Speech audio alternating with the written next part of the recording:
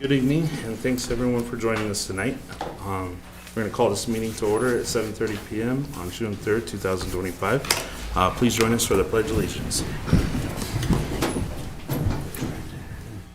I pledge allegiance to the flag of the United States of America and to the republic for which it stands, one nation, under God, indivisible, with liberty and justice for all. Thank you. Lynn, can you open roll call, please? Madam Mayor Jacqueline Wells, Vice Mayor Darrell Gordon, Here. Councilmember Derek Elliott, Here. Councilmember Tanya Lumen, Here. Councilmember Terry Pettison, Here. Councilmember Steve Sanger, Here. Councilmember Bruce Seeloff. Here. Thank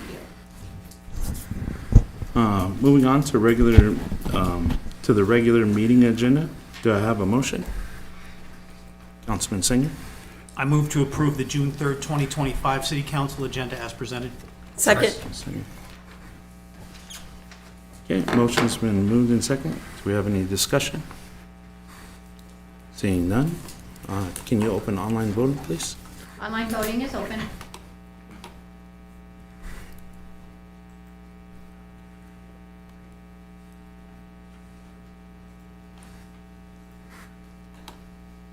Online voting has closed. The motion passes with 6 yeas. Thank you. Okay. Moving on to the consent agenda. Do I have a motion? Councilwoman Lumen? Move to approve the consent agenda of June 3rd, 2025 as presented. Second. Second. Okay, motion's been moved and seconded. Do we have a discussion? Seeing none, can you open online voting, please? Online voting is open. Thank you.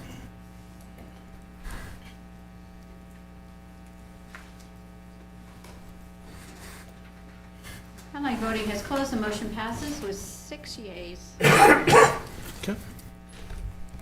Okay, we're moving on to a public hearing for Planning and Zoning Commission for the City of Rawlins, certify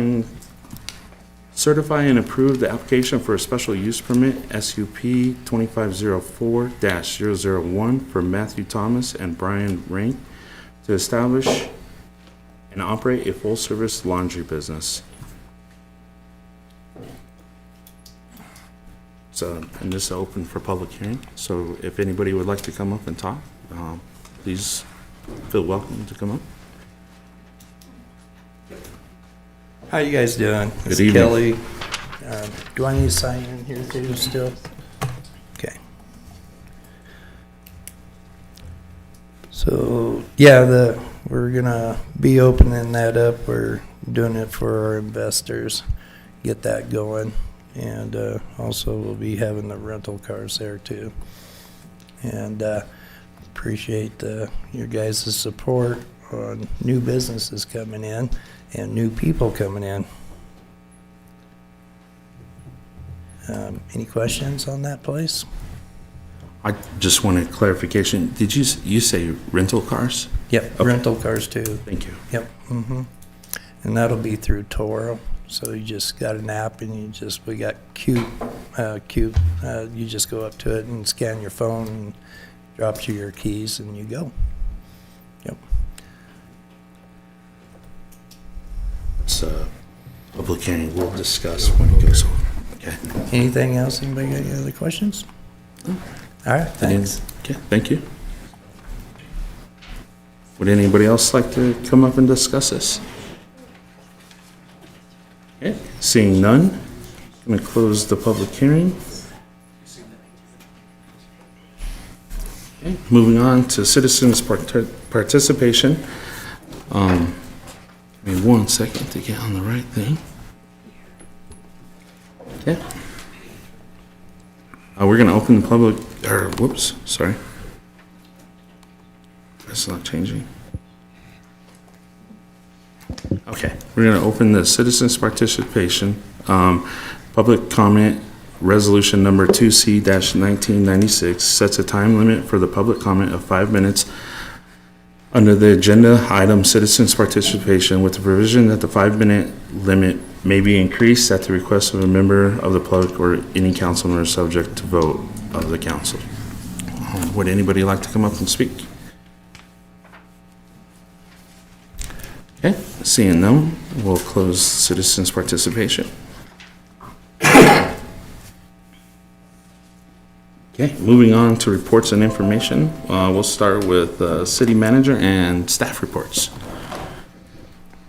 Okay, thank you, Mr. Vice Mayor and council. We have a couple staff reports tonight. First off, we neglected to put DBA and our executive director, Pam Thayer, so we will invite her to give her DBA report first. So. Thank you, Honorable Vice Mayor. May I approach the... Yeah, absolutely. Sure, I'm a little late. Thank you. Thank you.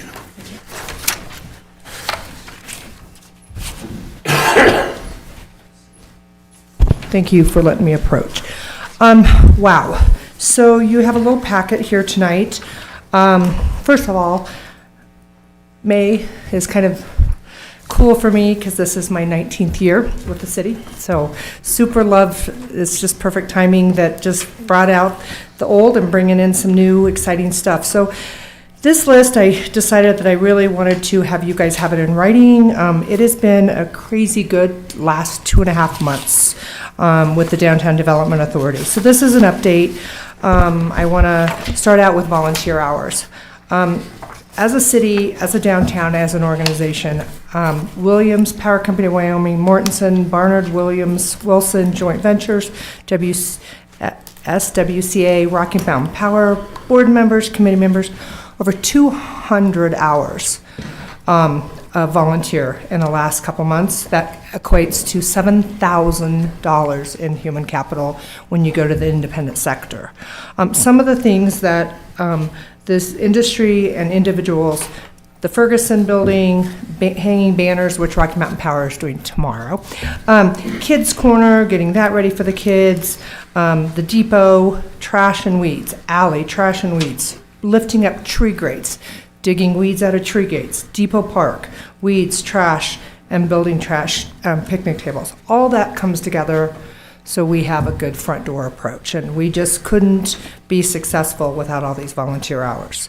The other thing I wanted to give you guys just an update on is the downtown development.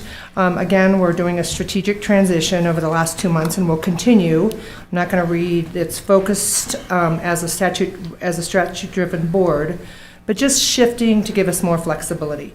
And really, the board, I commend the board because they're going to be still taking the next 6 months to put us in a position to celebrate our 35th anniversary in 2026 and being so successful. I can tell you that as an organization, when I started 19 years ago, we had about $300,000 in assets, that's buildings and cash.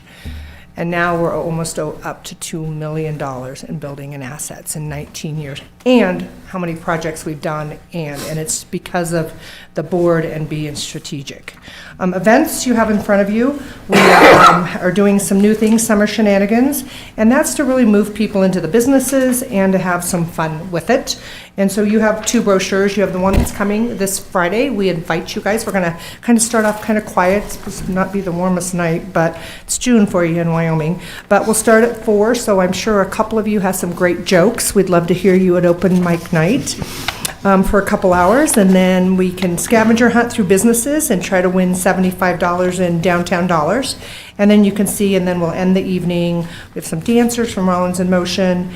And then also Rawlins Music Academy is having a harpist. So again, free event, lots of fun. And then July 11th, which there's 3 of them this summer, is all about the kids. And we're having kidpreneurs back again. So if you have somebody under the age of 18 who wants to sell and start entrepreneuring, we'd love to have them. So that's events. I want to talk about beautification. We kind of talked about in number 1 the things that are going on, and it's always ongoing.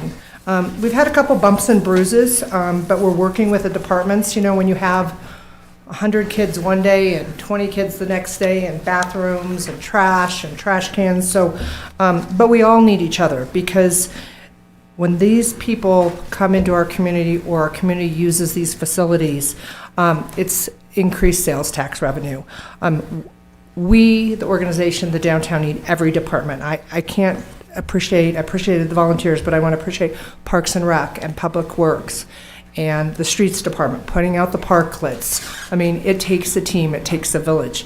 I want to share a couple stories. Yesterday, it was a crazy day in Depot Park. We had a family from Essex, Massachusetts. We had a family from Austin, Texas. And we had a family from Kansas City, Missouri. 2 to 3 kids, husband and wife. They either saw it on the internet, their downtown bathrooms, good reports on a splash pad. All of them ate Bucks, McDonald's, and STEM and STEAM. They all did economic development, and their kids were thrilled. They all said that they couldn't believe how nice our town was, what a great area. They'll all tell their friends and be back. And that's what we really want. I mean, that's economic development, that's sales tax revenue. But again, it takes a team. It takes all departments, volunteers, all of us. Housing. I want to talk about housing that are going on in the downtown. So first of all, the Ferguson. Transom windows are going to be installed in the next couple weeks. We had volunteers take the Prism transoms out. We are getting a price on them to sell them. But the transom windows have been ordered, and they will be installed by a local Rawlins Glass. And we are waiting for the final rendition of our feasibility study, the potential there will be potentially 8 2-bedroom, 2-bath condos, and then a public event space on the main floor. All this money that we've already spent, whether it's taking out transoms, putting in transoms, have all been money from fundraising, has not been city funds. I've been talking with other property owners about the condo concept for their properties.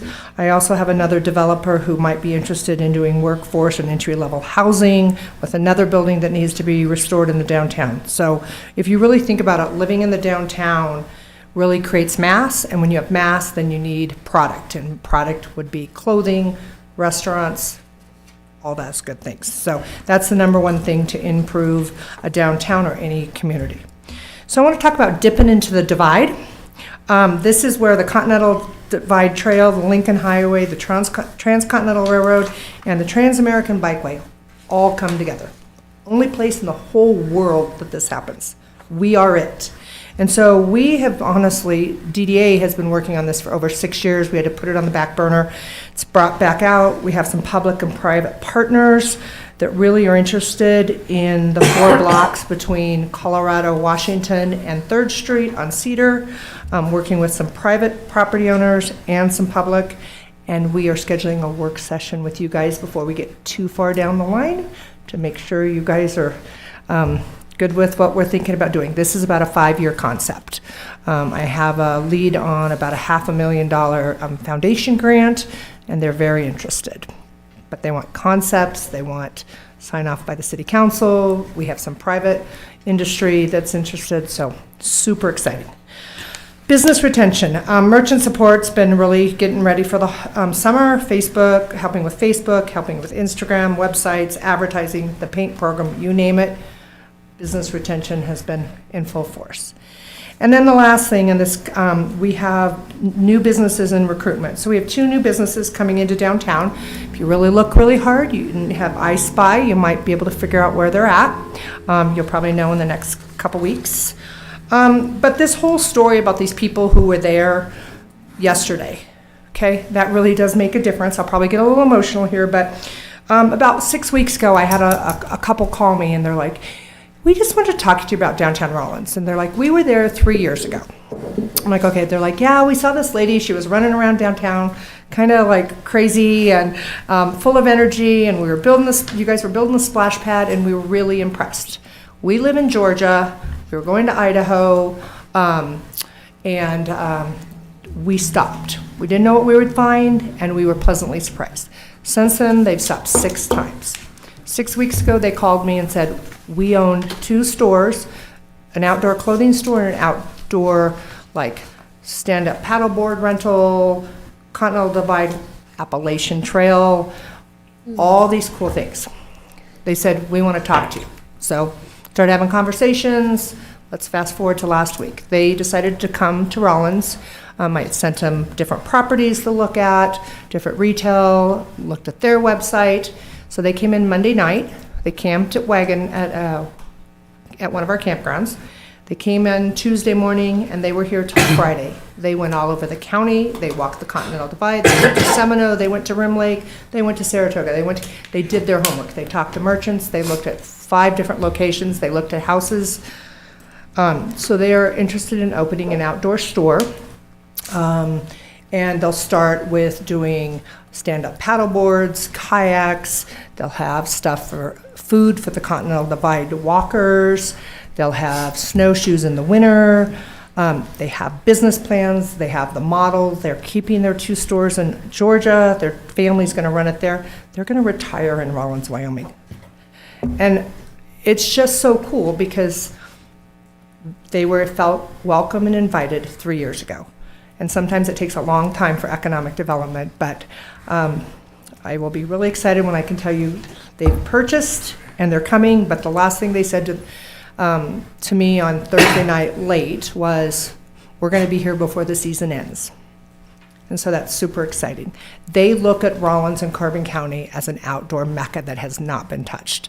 Not hunting and fishing, nothing wrong with hunting and fishing, but biking, hiking, lakes, walking, all the things that we've been talking about that we could be known for. And so it's super exciting. And so it just takes a village.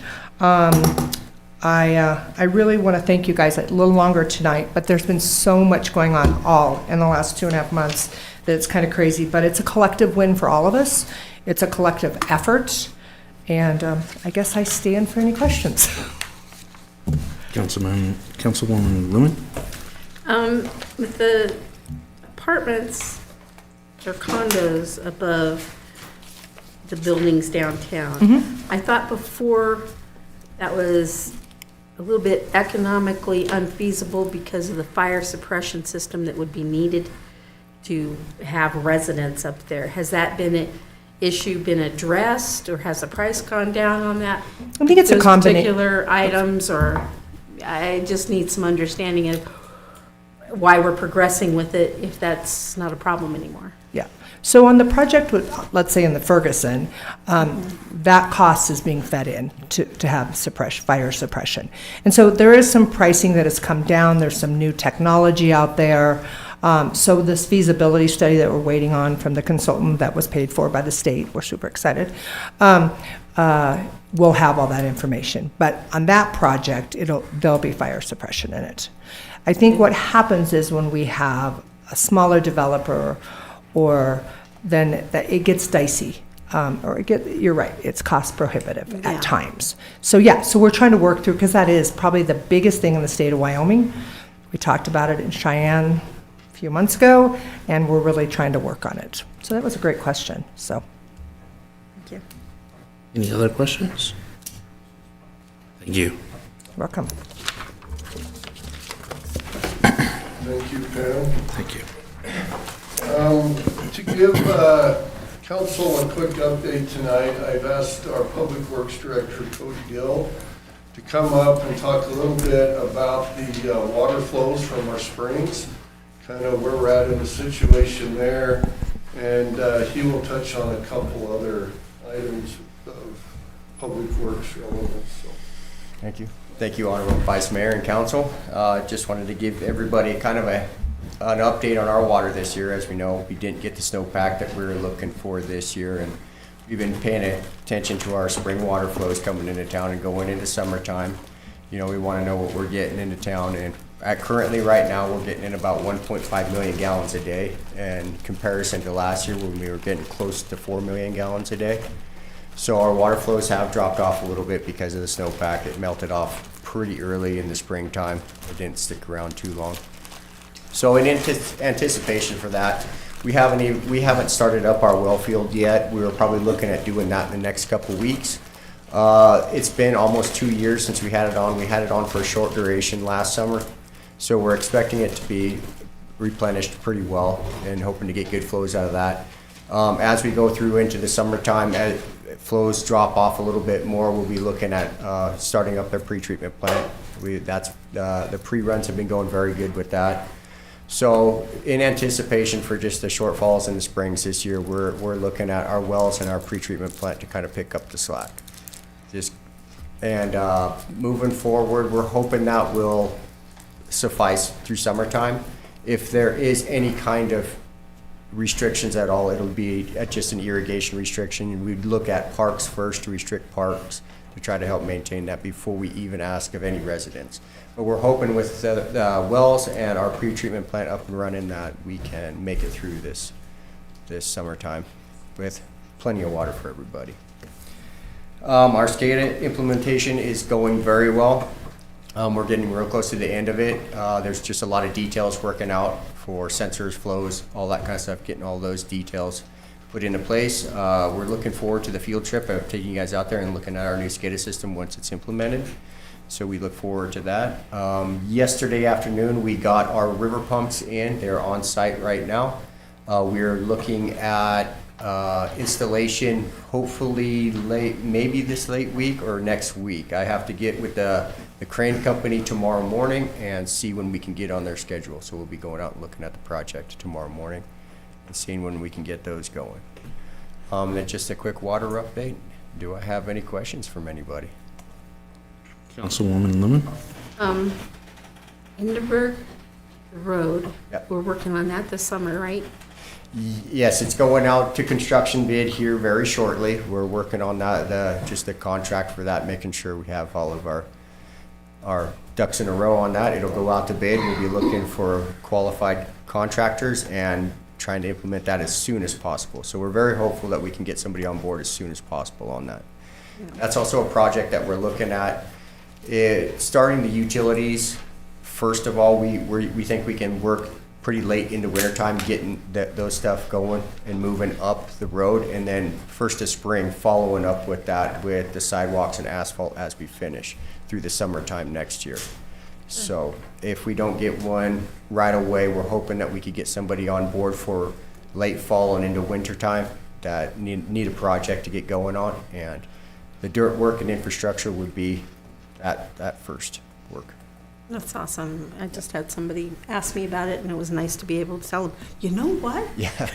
That's coming. Yes, it Really is gonna quick. happen. So, Thank you. What road did you ask about? Hindenburg. Oh, gotcha. Thank you. Yes. Do I have any more questions? Councilman Patterson? Sorry. I've had a lot of people asking me about the roads in town as a general, and everybody I think knows that they're pretty rough shape. Are we gonna start working on at least patching some of those things? yes, we are starting up our maintenance, summer maintenance. We're gonna start getting to our, any kind of plumbing patches for sewer mains, our water breaks. We'll get to those. We have our Durapatch machine that we're doing for really bad alligator sections. We are starting to go through that. We're trying to look at bigger blocks that we can do overlays on. We try to do 1 or 2 of those this summertime. So yes, we are working on that currently. Even the potholes? Even the potholes, yeah, as many of them as we That's the have. biggest question I get everywhere. Yeah, and just the condition of our roads, with the staffing issues that we have, the equipment that we have, we really need to look in the future about getting the street program back up and going. You know, with the small crew that we have, with the old asphalt plant that we have, it can only keep up with so much. And it seems like we're getting more sewer calls to where people are replacing their sewer lines and cutting patches in the streets. We're having a few more water breaks than we would like. So a lot of those patches, it takes us a long time to go through and get all those fixed up before we can start working on other things. But we have definitely there's a few really bad places that we're going to focus on directly.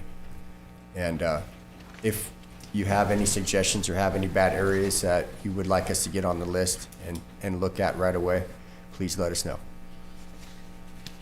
Any, Councilwoman Lemon? I know in the past I talked about having like a pothole schedule where, for instance, our emergency exits, those roads would be looked at first, fill them. And then the school bus, as you know, that's used throughout the year, routes, do them. And then some kind of, I don't know if you keep track of where the worst offenders, worst streets are that have potholes every year, and then get those in. Just some kind of sense or method, process that we're following, that we can say, okay, yeah, your pothole's gonna be filled. First, we're working on these. Yes. Yeah, we, as any water break or street cut happens, it gets put on a list. And then we have our streets that have a majority of potholes and are consistently every year a really bad area. We have those on high priority list, and we work through those ones first. Like Buffalo Street, that's always a bad one we try to hit first as far as potholes. Washington Street is another bad one on the south side. We really look to try to get those as soon as possible. We have a lot of areas in town that we focus on, but there's also a lot of other areas that are falling apart very fast. So, To keep up. Thank you. yeah. Would it be possible to have farm out some of this to other contractors at the same time? So when you have the plant fired up, you know, have your crews hitting certain ones and have maybe a contract crew hitting others, and then You know, I'm very open for projects like that. My stance in the past was if we're gonna be paying, you know, contractors to be doing pothole work, should we be looking at putting that money towards employees to help us out and get more of that work done and doing it in-house? So that's the hard struggle that we're getting at, but we're getting to a point now without a streets program going, that our streets are coming apart so fast that with our small crew, it's very hard to get to these. If we have somebody get sick and they're out, our crew is very limited. We're limited to what kind of processes that we can do as well. So, but I'm open to anything the council would like to do. I think it would be interesting. I don't know what everybody else thinks about it, but maybe getting some numbers and an idea of what it would cost to have a third party come in and assist. And then if it looks good, we can get that on the agenda and see about getting it approved for the costs and everything. Sorry. If we were to do that too, we would probably have to look at maybe getting another staff person, because we'd be running the plant all day for a company if we were to do that, go that route. Mm-hmm. And right now, staffing, we go and get the plant running, fill up our trucks, and everybody leaves the plant. We go out and do the work, and then we come back, get it back going, fill up another truck if we have to, because of the 6-man crew. Can you, just to clarify, did you say, so once you fill up the trucks, you leave, the plant shuts down? Yes. And then you have to go back and then refire it up and then start the process over. Yeah. And then and just curious, does it take a long time to get it fired back up, or? It takes us probably about an hour to get it fired back up and start pushing more hot mix again. Okay.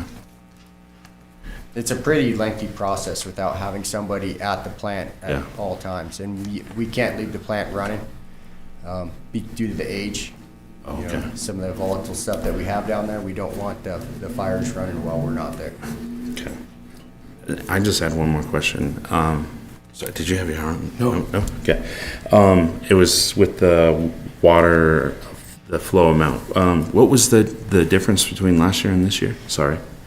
Currently, right now, we're around 1.5, 1.6 million gallons a day. And last year, we're at about 3.8 to 4 million gallons a day, time to date. Okay. Thank you. I don't have any more. Councilman Elliott?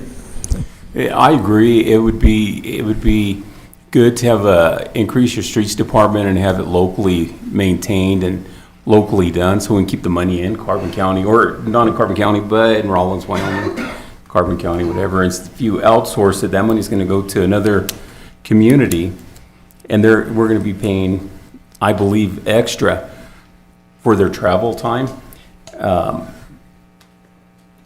But I guess if you look at it, the people coming in would be paying for a hotel room. But maybe if you can get a picture of both prices, outsourcing it and then keeping it in-house. I'll definitely take a look at that. And we are right at that point where maybe outsourcing some of it as fast as some of these roads are falling apart, that we need some help in here. And then that's looking at what kind of equipment they can break into. You know, looking at staffing, we'd have to be looking at equipment as well. You know, you gotta weigh it all out as fast as our roads are deteriorating. So I think in the future, what the best thing would do is a streets overlay program again. Even if we could get maybe a chip sealing program to come back in, that we're putting a $500,000 a year back into some of our roadways, I think that would help us out again. But starting a program like that, I think, is going to be very essential in the next few years. Any other questions? Thank you. Thank you, Cody. So last week, I was able to attend the joint meeting that we had on the Interstate Pathway Master Plan, which is the bicycle pathway that starts in Oregon and eventually goes to the East Coast and comes down through Rawlins. I was able to attend and hear the discussion on that. What they are looking for is a 20-mile pathway between Rawlins and Walcott to help the bicyclists get off the interstate. So if they are coming down through Rawlins, they're up on the interstate because that's the only way that they could get between Rawlins or Sinclair. You've got the old highway into Sinclair, but from there to Walcott. And at this meeting, they had potential funding sources, representatives from the different grants, and those I said the funding sources that they had listed. And a couple concerns that came up during that meeting with these particular funding sources, one of which is the YDOT sponsors a transportation alternatives program called TAP, which they look for alternative transportation modes such as bicycles and those things. Their representative had a couple items that we'll have to look at as a group before we can go on. One of those is that if we use this funding, we would have to ensure that this pathway would be open and available for transportation 365 days a year. So between here and Walcott, we would have to go out and plow this trail every day by covenant within the grant. And I brought up, we have a hard enough time keeping the open. I don't know how to keep it open, but they essentially said that that there is no exceptions for this, that if we receive this funding, we would have to to do that. The second one, of course, is who's going to maintain it when it comes to cracks in the path and the different things to fix. And there was not a clear-cut answer at that meeting yet as to who would maintain this 20-mile stretch. And so the group will look again for other funding sources, obviously look for some other funding sources. So it's somewhat put on hold at the time, but the group is actively looking, for some other sources to be able to build a pathway and have it maintained. Councilman Seeloff? I talked to Mary Pat, the first I ran into her and was talking about it, and I brought the alternative up to her, and she was going to bring it to their next meeting. Why don't we send them out south? Why can't they go down through the forest, drop up through encampment that way? They end up in the same point, and there's very little traffic, and it's a scenic route out, right away. So, and she was going to bring it up to them to see what they thought about it instead of even getting close to the interstate, which it would also help because it detained more in Rawlins. And stuff. So, but the bicyclists come by my house all summer long going south. So, and like I say, it's a scenic byway that I figured it'd be a lot nicer that way up over instead of, I've rode motorcycles from here to Saratoga. I know what it's like that way. So. No, that's a good suggestion. I will keep that in mind. Councilman Singer? Does the TAP funding have O&M in it? Or does it have to all be dedicated to just building? Vice Mayor Gardner, Councilman Singer, from my understanding, there was not O&M in it. That the actual maintenance of that would fall back to either the sponsor of the project, the county, or whatever. It was only the construction of the pathway. Go ahead.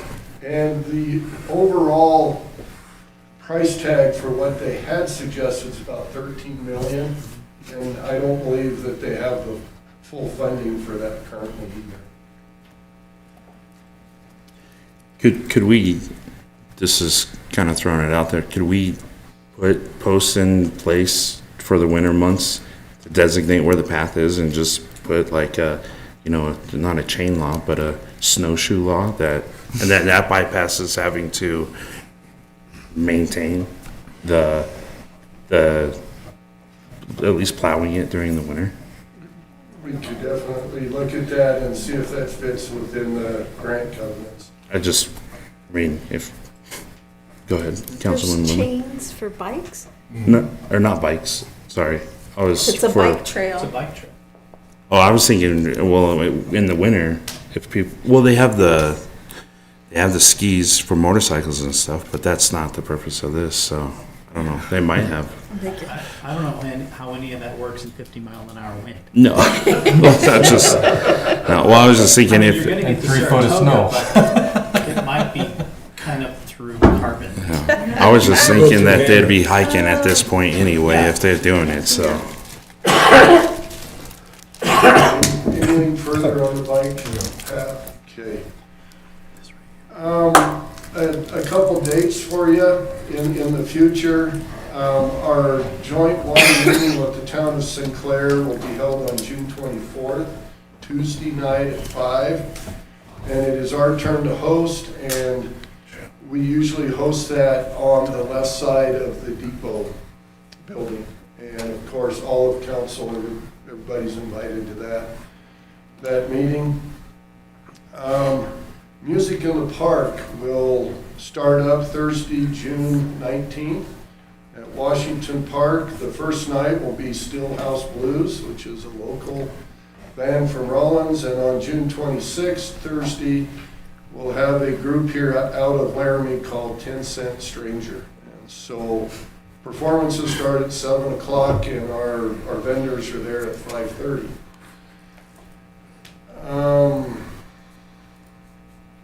The community cleanup evening will be held on on Wednesday, July 15th, from 4 to 8 p.m. We will meet at the Rotary Park Pavilion on North Higley and Cedar.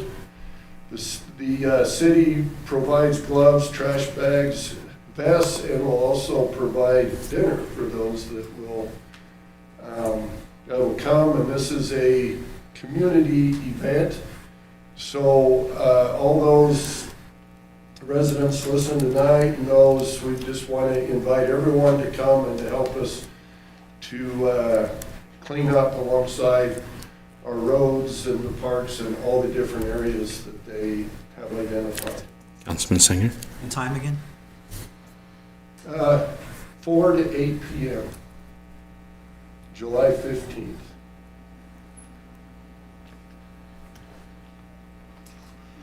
Our cleanup day for I-80, Interstate I-80 for all city employees will be Thursday, June 5th. This Thursday, and that starts at 9 o'clock, and of course, we always invite council when we do these, to either come by to see how we're doing progress, or if you want a bag and gloves, we're happy to do that. That starts at 9 a.m. I believe we meet at Fire Station on the south side at 9, and then we'll go up on the interstate to clean that. So if you hear of city employees up on the interstate, don't panic. It's just us up there trying to clean that. As a retirement, I usually like to mention employees.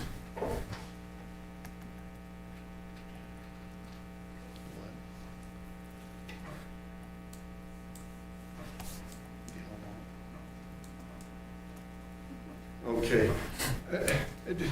Just as a retirement announcement, Gail Dahl, who's been our clerk of court at the city here, I believe she's been with the city 32 years. She has announced her retirement from the city. She started in August of 1993 as the Community Development Secretary, moved into Municipal Court 2001 as the deputy, and was promoted to Clerk of Court in 2007. So if you have an opportunity to see Gail, she's had a wonderful career, she's a wonderful person. We're gonna really miss her at the city. So just by way of information for that. I also want to bring to council's attention on our website, we have new videos to watch of Welcome to Rawlins and all of the amenities that we have within Rawlins. And those are really good to watch so that you can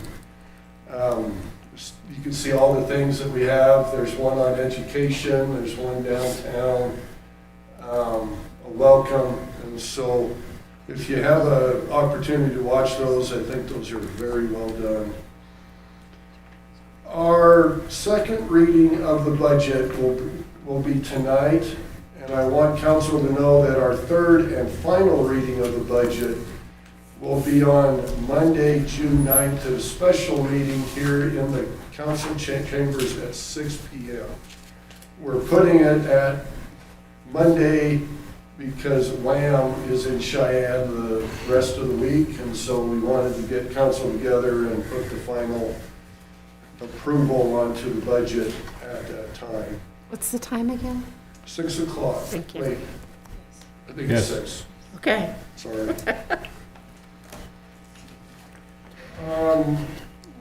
We are working on a field trip for council and for anybody within the community that would like to go out to our springs and the water treatment plant. Right now, the best that we could do for timing on that is mid-July. So if somewhere right in there, we will give you dates on that, and we'll all get in a city van or something, and we'll work our way out, and we'll be able to see the transmission line and the springs and all those different things, but that'll be middle of July is when we have that, so. That is my report tonight. Thank you, Tom. Moving on to city attorney report. Thank you, Vice Mayor Gardner, Honorable Council. Just have a short report.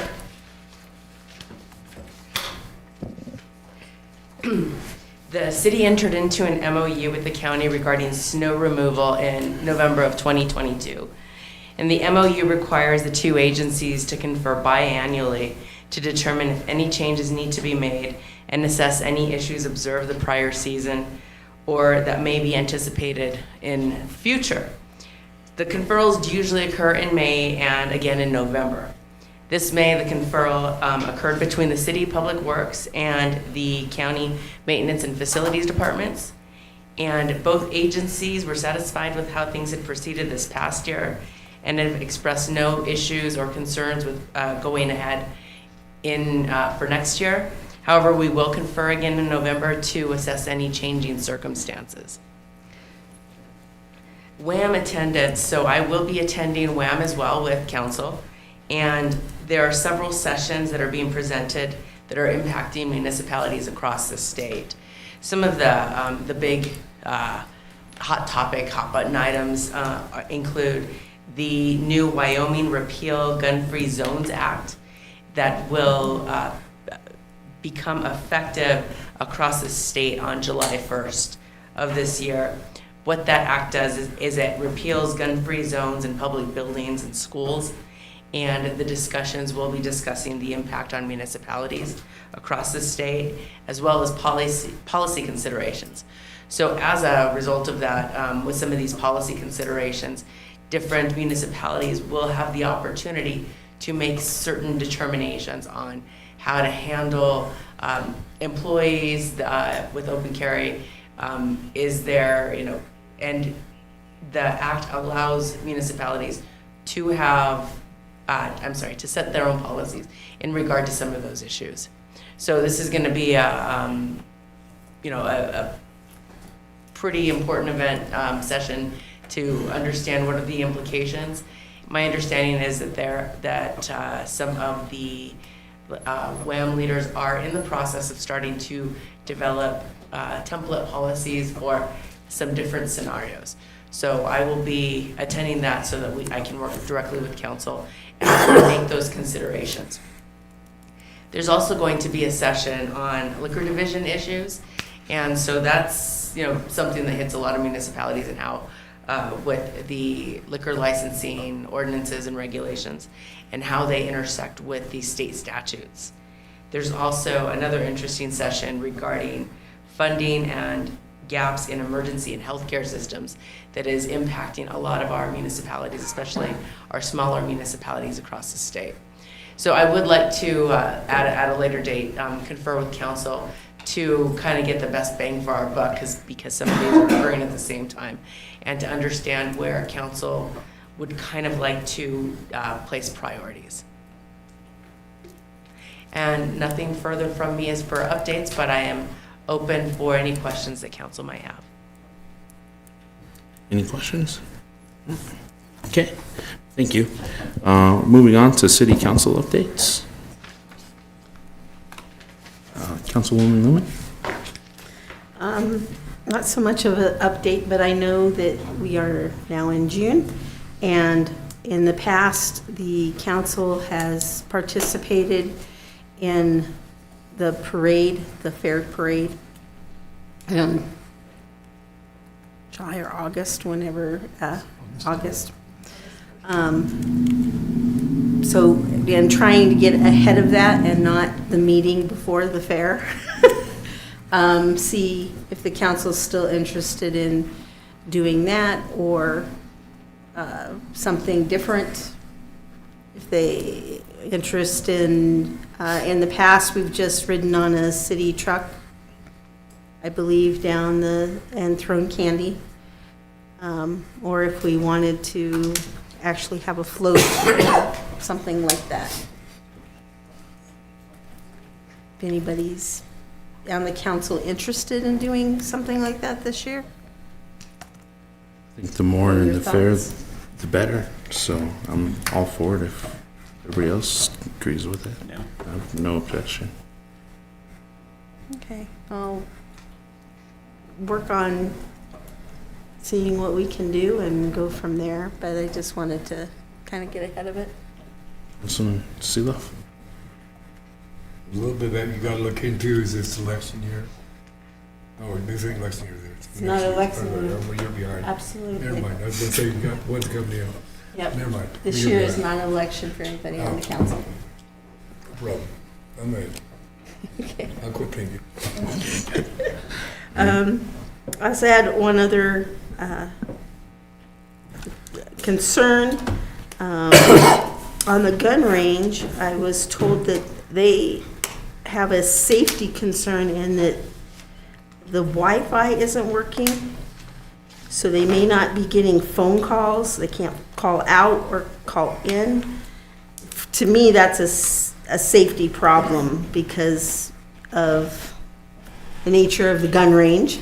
If something could happen, they need to be able to safely call for help. I don't know if that's been looked into, but if not, I would like look into that, make sure it's safe and they can get phone calls. Councilman Singer? Is that their personal phones or the I phones don't think from? they have a dial-up phone. Because I can call anytime I cross the Continental Divide, dropping into Rawlins, I can call anywhere. Yeah, they're having problems getting calls out. That's just what I heard. I just want to. That's why I'm asking, Yeah. if it's their personal phone, if that's their phones at the It's range. the phone that's there. I don't think they have a phone that's there. They have to So that use would their be their phones. personal phones. Yeah, but they gotta have a number. I don't know. If you could find more clarity, that'd be great. Vice Mayor Gardner, Councilman Lumen, the shooting range does not currently have internet. And so our phones work voice over internet. So we are working currently, and we've had discussions with our IT team that we have, and we are working on getting the internet there, which would in turn help us with the phone and the communication. But we just don't have internet there. Cell phones work there. If you had your own cell phone, you could call 911 out and everything. It's just, we don't have internet to the site. We do to the landfill, and so we're just gonna go from the landfill and direct site to the shooting range. So. Okay, thank you. Anyone else? All right. Seeing no one, I'll move on to unfinished business. We'll start with item A. Do I have a motion? Councilman Singer? I move to approve the second reading and waive the reading of the ordinance for the fiscal year 2025-2026 municipal budget. Second. I have a first or second. Discussion? Thank you, Mr. Vice Mayor and Council. So I finished up yesterday morning essentially our budget document and sent that out to the council through email. That is uploaded to our BoardDocs. For those at home, you can access it through there. There are a couple new things within there that we have discussed that were not previously within the document that we have discussed. A couple of those items are in our dangerous building fund for the cleanup of the Lawrence property. We did not have a budget in there for that, so, to appropriate the work to have cleaned up. So we have initially, within the budget, asked council to appropriate $200,000. We would have to see just how far that goes within the cleanup. We plan on replacing as much of that as we can through scrap metal sales when they come in through scrap metal. And the rest of that we will hold and make up when we flip the property, sell the property. It will be replaced back to the balance that we have within the dangerous building. So we put in 200,000 there. We talked a little bit last meeting about the technology upgrades that we have. That were the servers, the switches that were identified. So we added into this budget 315,000 estimated for those upgrades, as well as the computers that we currently use that will not upgrade to Windows 11. That'll have to be replaced, so that is in there. We added in $165,000, which is carryover monies from the VFW fields. So we have everything that we've expended out of the appropriation. There's 165,000 out of the 200 that has not been expended, so we wanted to reestablish that within the budget. I have a short summary within the letter in here of our deferred maintenance. We had put 1.7 million into deferred maintenance. We still have outstanding about 1.3 million that we have not spent of that. So I wanted to reestablish that within the budget now, and instead of having to do a budget amendment later. And then we also received from the maintenance department their second round of deferred maintenance at about 595,000, and the details of that is within the letter. Councilman Sanger. The 1.329, that would then be rolled over? Is it rolled from the last one? That's what we're asking with this. Okay. And is this assigned already? Yes, All of that money is assigned out? correct. And then the 595 is what they're asking for on top of that? It is phase two, which are different projects. But it's still an ask on top of that? Correct. Okay, it's not the original Correct. 1.7 million. This is It's another separate. 595. Yeah. Okay. Okay, so I put together for you, I'm gonna find that. I put together a spreadsheet for council that goes back to the original budget when we first had our talks. I always like to go through the steps as to what is in the current budget, so you know we're not sneaking stuff in as we go. And so the original budget's on the left. A couple of weeks ago, when we went through and balanced the budget, we had certain items that we had written out of the budget. All of those are in the preliminary adjustments column. And if you go all the way down, that ties to the amount that was within the document, 438,000. In the third column, we are proposing that for the rest of this season, from July 1st through the end of the adult season, we would like to open the restaurant with just a small menu, just basically hamburgers, hot dogs for those that are out there. It is not a full menu, it's just something, you know, when they're out, that they could have lunch. And so we would also like to open the bar area of that for tournaments. So we added in 22,400 in that we would put for the last 2.5 months or so for the labor and the food and the different things within that.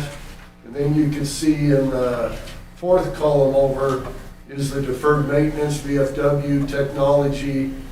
And when you go over to the far column, it adds up to the amount that is in the budget that we're asking for today, the $19,003,000.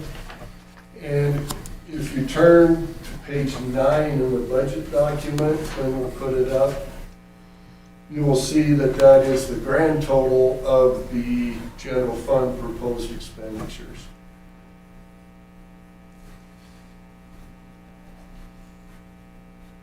Page 9. Right there at the top left-hand corner is the 19,003,000. So I just wanted to show that all the stuff that we've talked about throughout the time, plus those that we added in there, is what is in this budget document, which brings our total expenditures to 19,003,000 that we're asking. So on page 9 is the reconciliation to the budget ordinance, which is on page 6. And the budget categories are displayed on page 7 of our budget. And as you can see, under the general fund, we have 5 different budget categories that ties to our audit: general government, public safety, public works, highway, streets, culture, recreation. And what the page 9 will do is take all the departments that we have throughout the city, and it will combine those for you from the top down into those categories to show you the budget category that they fall within. So you will be able to see which departments are there, the budgets, and to which budget category they fall into, which ties back to the budget ordinance.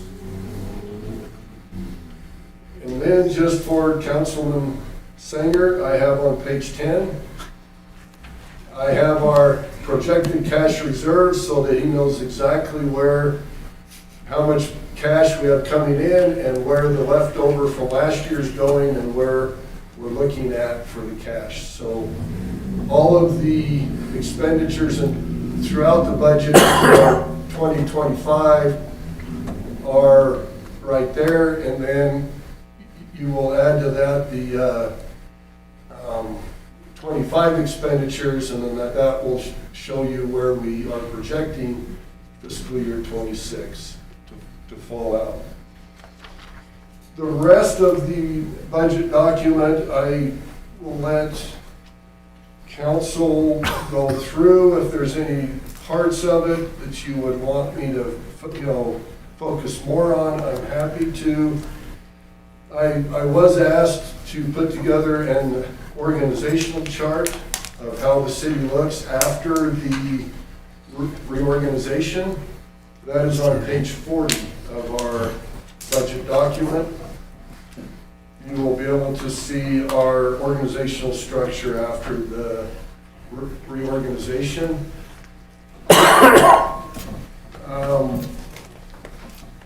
The rest of the document will basically show the departments that we have and the expenditures that we've assigned to those different. You'll see narratives in here on the descriptions of the departments we have, our budget process. Hopefully you find this document helpful in understanding how we laid the budget out, how we budget, what we're looking at, and those types of things. One other thing that I added in, just so that council is aware, is under the enterprise funds, utility enterprise funds, I added into there the water grants that we had so that they're in the budget. You'll be able to see what those grants are. So what we currently have in there is they are back what page they're on. They're on page 180.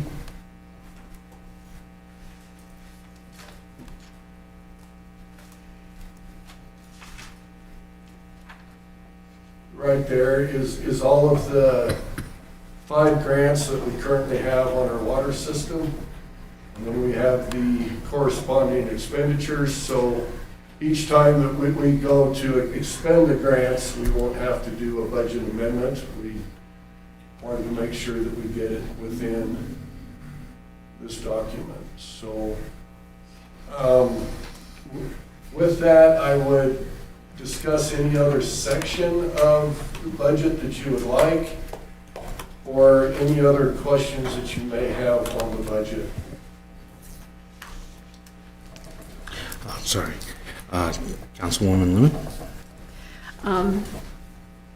The only thing I would like some clarification or assurance of is that we are still looking for a finance director and we are still looking for an HR director. Is that correct? The finance director is here. Right? It is within that. The HR director was part of the cuts that we made. But we are going to Before. still look for one, correct? That's correct. Okay. But if we do, we'll have to come with a Right. budget amendment to council. Thank you. Any other questions? I got one more. Go ahead. I remember, thank you.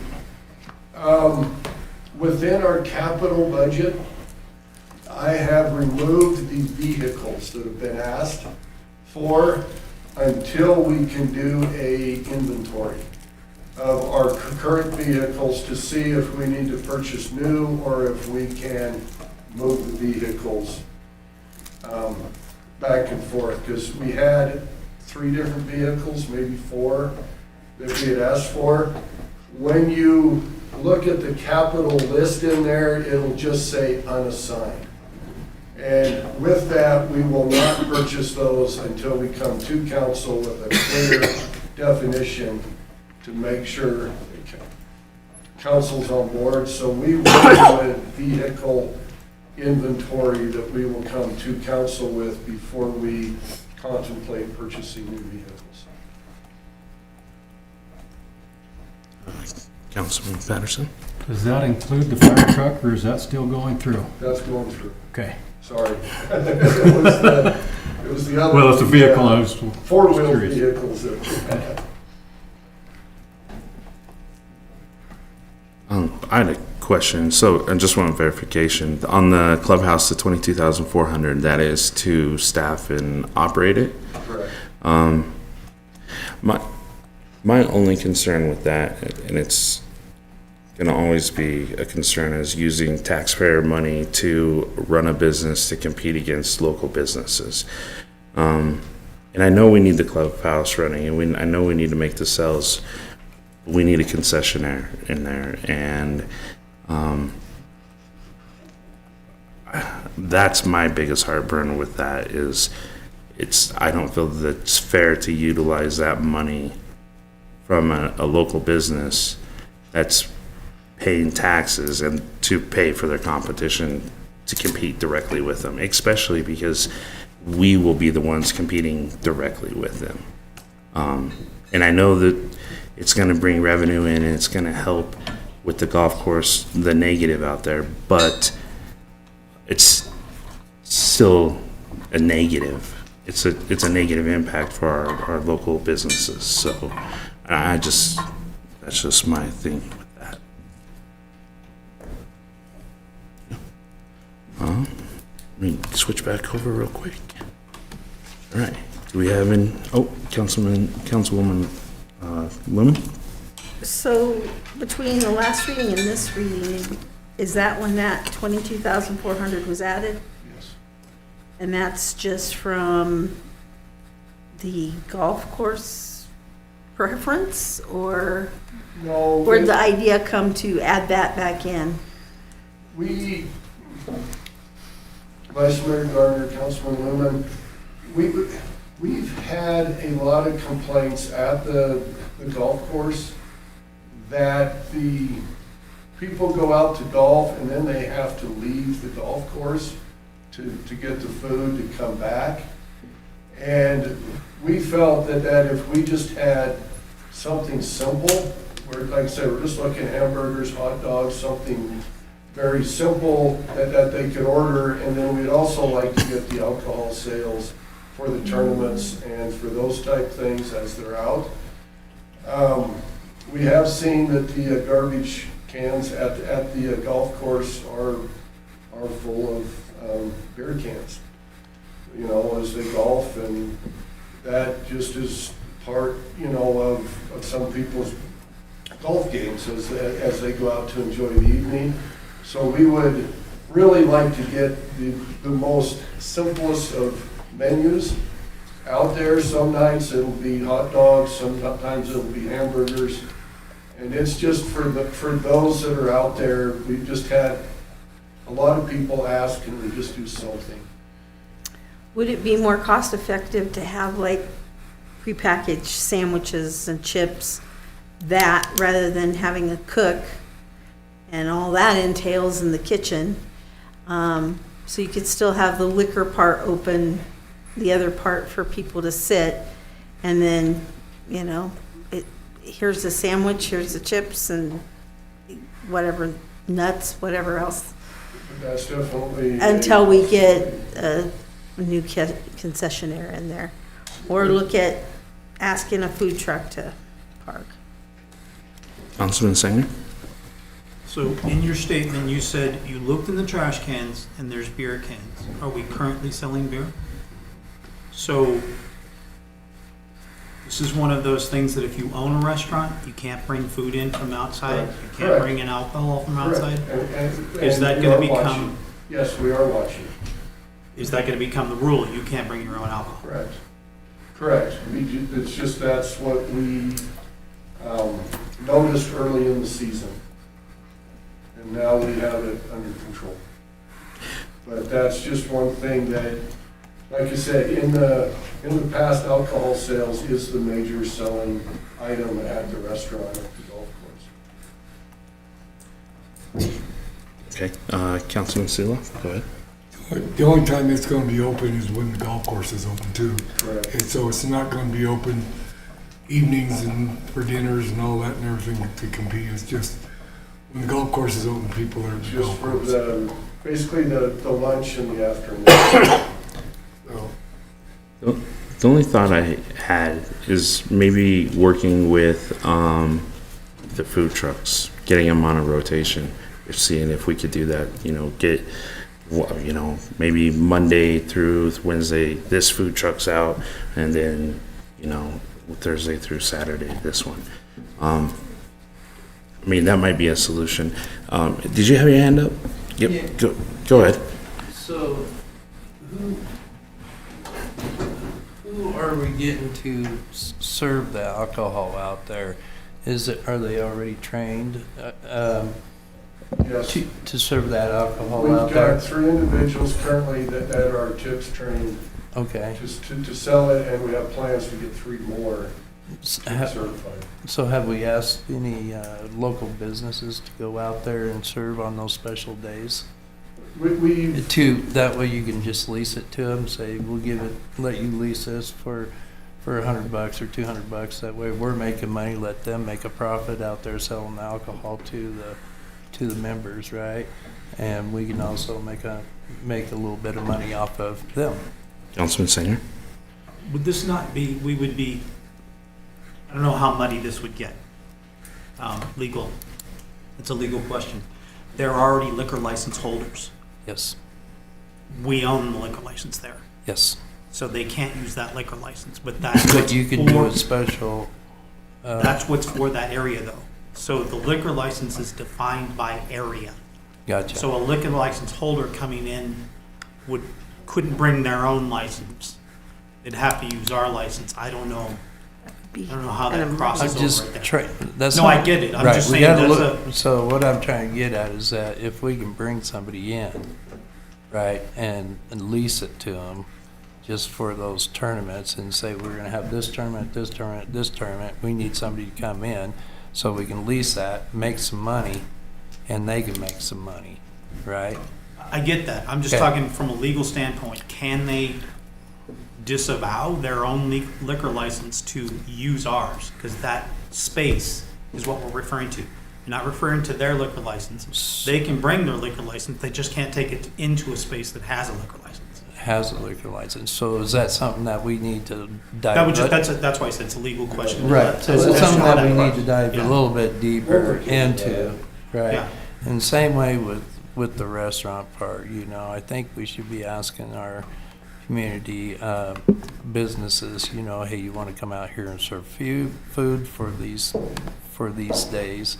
I like the food truck ideal, but I think if we can just make a little off of, you know, hey, come in here, we'll give you this permit to serve food for X amount of times, right, for X amount of dollars, and, you know, not gouge them, but just get them in there so they can start, you know, making sales, and we can make a little bit, right? Councilman Singer? There's no problem with the food side because Right. it's not a controlled environment. Right. There's no law that says you can't sell food Right. or bring a food truck. I don't know if there's a law that says that if there's already an in-place liquor license, a liquor license holder cannot come into that Yeah, space. so I'm not talking about the liquor license, I'm Right. talking about the food restaurant is right easy. now, right? Yeah. So, yeah, I think we need to ask our businesses around town to come in and see if they can do something there, or we can just bring in the baseball clubs or whatever and say, hey, here you guys, come in here, whatever you make, we take 10%, right? You come in here, sell, so you can make a profit for your clubs, you know, for your selling your hot dogs and hamburgers, and then the city just takes 10%, you know, just to cover the power and electricity. You see what I'm saying? Mhm. So we're doing something good for the community. Thank you. Yep. Does anybody else have any comments or questions? Oh, sorry, Councilman Elliott. So personally, I was kind of excited to hear about hot dogs and hamburgers and alcohol.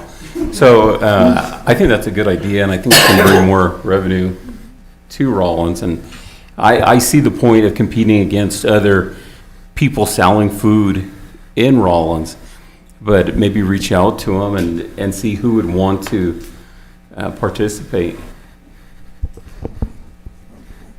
Okay. Anyone else? All right, seeing none. Lynn, can you open online voting, please?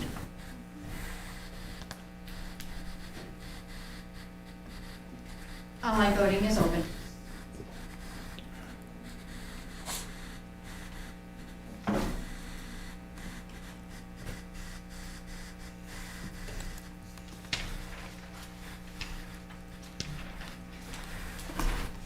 Online voting has closed. The motion passes with 5 yeas and 1 nay. The 1 nay was Vice Mayor Garner. Thank you. All right, moving on to item B. Come on, select it, please. Do I have a motion? Councilwoman Lumen? Move to approve the third and final reading and waive the reading of the ordinance amending Rawlins Municipal Code, Section 10.15.070, failure to maintain liability coverage. Have a second? Second. All right, well, first and second. Would any questions or comments? Go ahead, Councilwoman Lumen. I have quite a few. I missed the last meeting, so bear with me. So in here, it says, although the current ordinance penalizes owners of motor vehicles operating without liability and coverage, it failed to include enforcement mechanism for non-owner drivers, which are included in the state statute. So I know there was vibrant conversation the last meeting about this not being in the state statute. So is it or isn't it? If I could please ask Myra to click on it says 314103. And if you'll scroll down, Section A specifically addresses owners, and it goes on to provide penalties and requirements for the county treasurer and certain things that we don't have the authority to do within the municipal court. Section B then goes down and allows officers to request, as it provides the authorization for officers to request information regarding our evidence of whether the owner or operator of the vehicle has in full force and effect liability, and also goes on to state that the operator cannot show proof of financial liability. So the state statute, that's where it has all of these things in the state statute.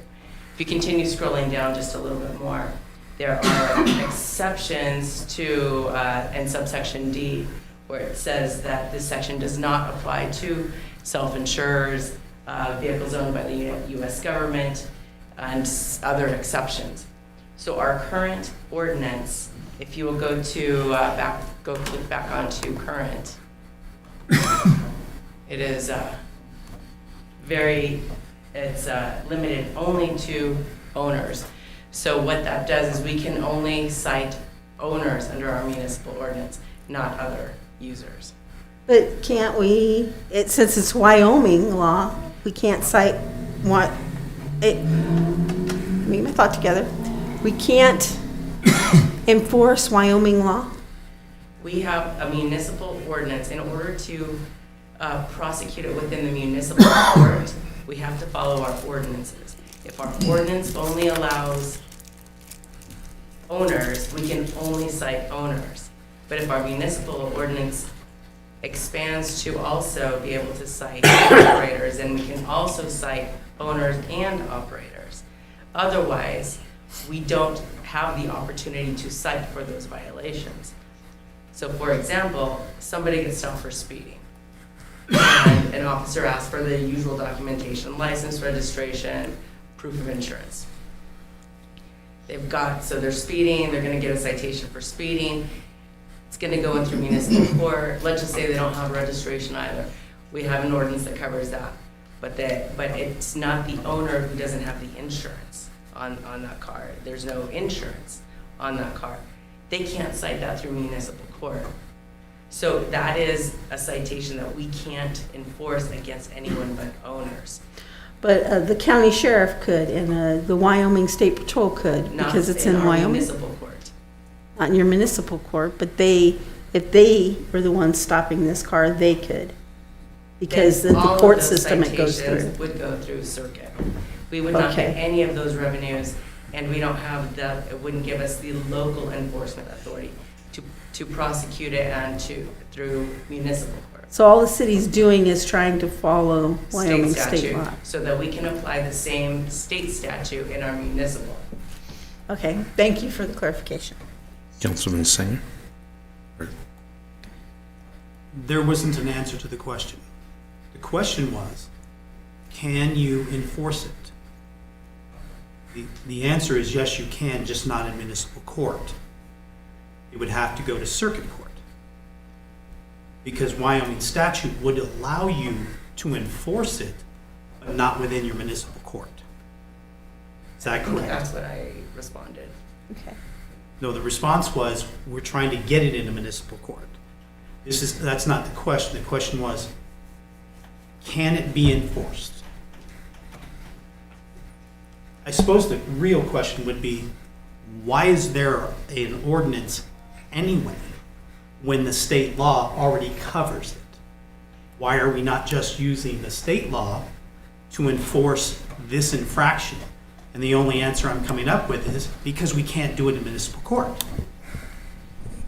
According to the state statute as written, it has other strings that go to circuit court, and that under the state courts, it has other teeth. So it also says, for example, in subsection A, violations of this subsection is a misdemeanor punishable by a fine of not more than 6 months and of a fine of not less than $500, but not more than $1,500.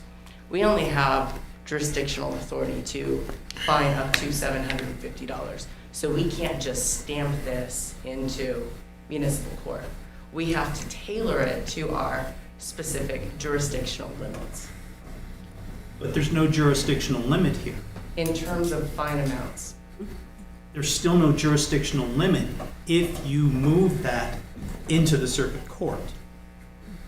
The only thing that happens here is we don't collect money. That's it.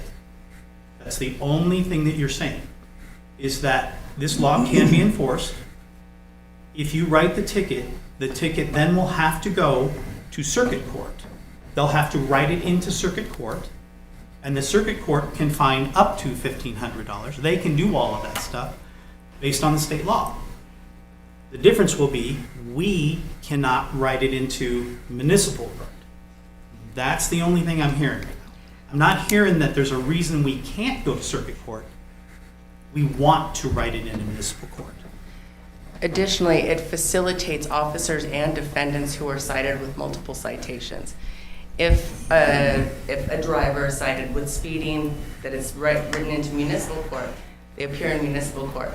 If they also receive a citation that's written into circuit court, they have to take that same incident to circuit court. That also places an additional burden on our officers to try that defendant in 2 different courts for the same offense. Councilman Elliott. So I believe by passing this, it would go to municipal court, which means we would collect the revenue from the ticket. Yes. Okay, I'd like the money. Well, not for me, but for the city. Councilman Singer. That's not the purpose of law. I'm just going to say that up front. What we're trying to do is get people to follow the law. Any infraction on a city street is going to have a state law that follows that infraction. Yes, it will be moved to circuit court. Yes, that means we don't make the money. I get that, but is that the point of writing the ticket in the first place? Because then you just said, why don't you just have a quota? Councilman Lewin, or Councilwoman Lewin, sorry. Maybe Chief Ward can give me some idea of how often does this happen or come into play or become a problem? Is this I can actually respond to that something? as well. Oh, can you? Okay. I do handle all of the prosecutions in municipal court. It is a very, very, very common citation. Removing the authority to write it into municipal court would perhaps hinder an officer from wanting to have to issue a separate citation into circuit court. It just, yet another step. I don't know, but then it just creates more burden if they have to also appear in circuit court on the same citation. Same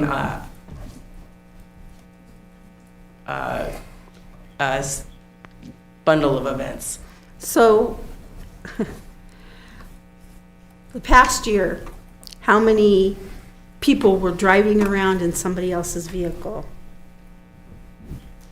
that were charged with this? I mean, it's not something you stop somebody for. There's always an underlying citation, You're speeding or a stopping stop them sign. for something else, and then this comes up, right? Correct. So this And- is a secondary sucker punch, right, to whatever the main event is. Well, I wouldn't characterize it as a sucker punch. This is part of second Councilmember Singer's comments in regard to enforcement of our laws. And there is a public policy in regard to having liability insurance. The state legislature has determined it a matter of public interest and public policy for owners and operators to have liability insurance. And also to some background, I'm not just inventing this to add it. It previously was under the ordinances. The state statutes changed. When the municipal ordinance was updated a couple years ago, in an attempt to streamline it, it inadvertently left out the other portions. Thank you. Councilman Elliott had his hand up. Do you still have anything? No, sir, I don't really remember the question. Okay, thank you. Councilman Singer? The state did change it. That's correct, to what I've posted here on the, that has been brought up a couple times on the 314103. So I guess this is just me going, what I see here is we're trying to move money from one place to another. That's all that's happening. And okay, are not every law that you would get stopped for on a city street, are they not state laws? Not all of them. What law would you get stopped on a city street for that wouldn't be a state law? One-way streets. Driving the wrong way on a one-way street? That's, well, I can see why it wouldn't be a state law. I get that part. But if I get stopped for speeding and then I don't have liability, all of that can be moved. All of it can be sent to circuit court, because there are laws that pertain to that the circuit court would have. So when you say it becomes a problem for the officer to figure out which court he's going to write it into, he can write it all to circuit court, other than going down a one-way street or any other specific ordinance-related item. Again, you can see where my problem is here. We're not trying to create a law that fixes a problem, because that's been done.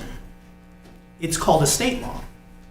What we're trying to do is have the ability to write it into municipal court so we get the money. That's all that's happening, because the law exists already.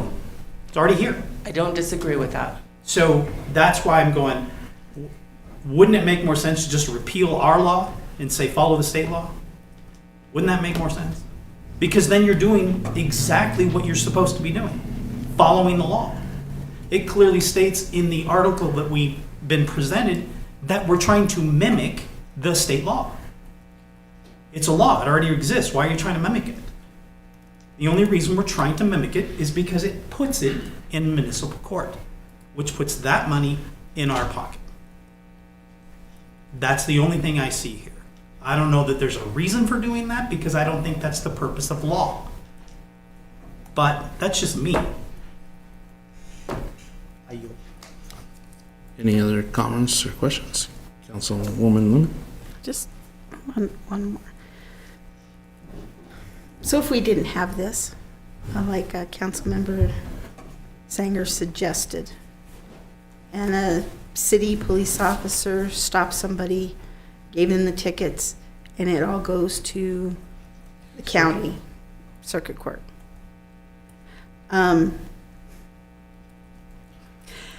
Does that relieve our city of having less court cases? It would certainly, relieve a big part of my caseload. In terms of workload, it would not reduce any of the officers' responsibilities, because they would still be having to enforce whichever court it was written into, plus they would still have to attend court for any of those other court hearings. My next question was, but for the officers, they would then have to report to two different courts, or they already do that for different things, sort of, right? That's correct. They do. Our local law enforcement, the Rawlins Police Department, has the jurisdiction to also write into circuit court for state citations, state violations. We certainly wouldn't want a situation where we were writing a municipal ticket out on the same traffic stop. We also had to write a state ticket. Okay, thank you. And most of the state traffic laws are mirrored in municipal law as well. Okay, thank you. Councilman Singer? That begs the question as to why.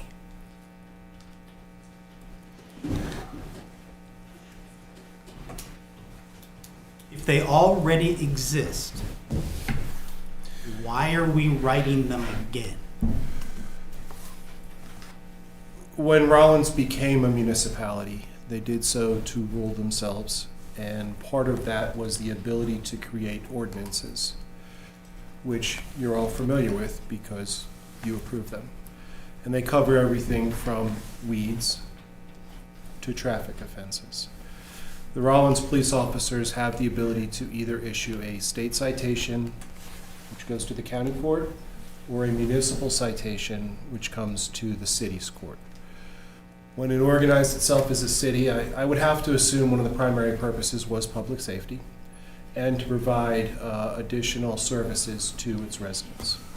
One of those services was the creation of a municipal court, and the judge is an employee of yourselves, where city ordinances are heard. The city has created ordinances that are run parallel with, in terms of traffic crimes, run parallel with the state traffic law.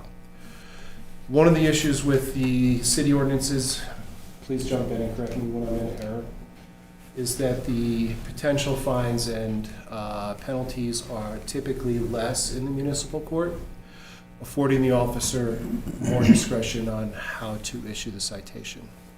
There are times, and an example would be if somebody is arrested for the third time for a crime such as DUI, where the officer then will charge it into the higher court where the penalties may be more severe. But the city ordinances across the board are city level. We have the authority to enforce them just like we have the authority to enforce the state laws. I would say it comes down to discretion and the application of that by the officers for whatever's appropriate with whatever they're dealing with. We do not issue citations to raise revenue across the country. I'm sure there are jurisdictions that do that. I will never do that. We issue citations to correct behavior, whether it's driving behavior, which puts the operator and everybody else on the road at risk. We use our discretion in many different ways, you know, with the advent of technology that allows the officers to see when somebody they've stopped has been stopped before, and perhaps they stopped them for speeding, and they can see, oh, they were stopped in Rock Springs last year for speeding and they got a warning. They were stopped in Casper last month for speeding and they got a warning.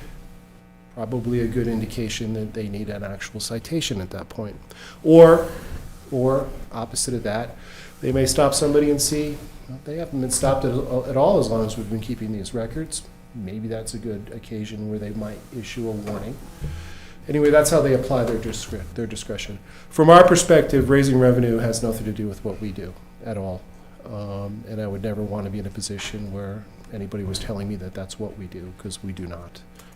I hope that answered your questions. Councilman Singer. This discretion you're referring to, the ordinances that we write as a city Correct. should pertain to the city. What we're talking about here is a state law. It's the existence of both. It is a state law.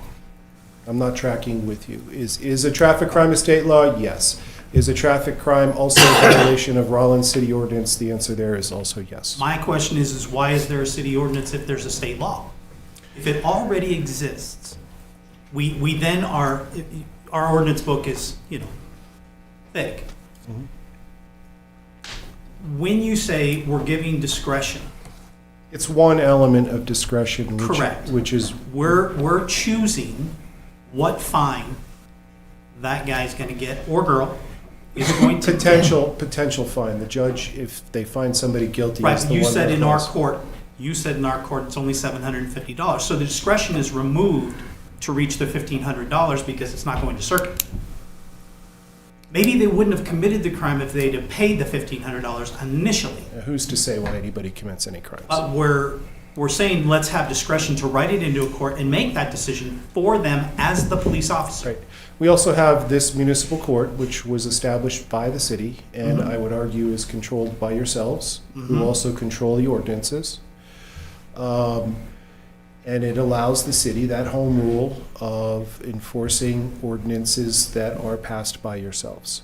Anything from the weeds to all of the things we've been talking about to include traffic. At some point, well prior to my being here, the city of Rawlins decided to create these ordinances, and I believe this is done in municipalities all across the state, to create city ordinances running parallel with the state traffic law.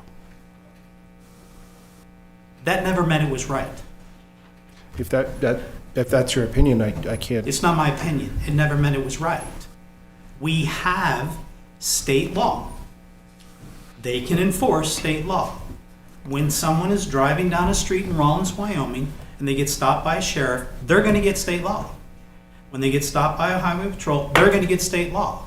If they get stopped by a Rawlins police officer, they have discretion to not follow state law. Not not total, to fine not it total as- discretion the way you're phrasing it. The trooper, the deputy, they have discretion as well. They can issue a ticket, they can issue multiple tickets, they can issue a warning, they can issue a written warning or a verbal warning. They still have discretion. Not in terms of the city ordinance, because they have no authority to enforce it. The discretion you're referring to is whether or not to issue a ticket. You're not referring to the discretion, once the ticket is issued, there's a dollar amount difference. Correct. The police officer is making that decision.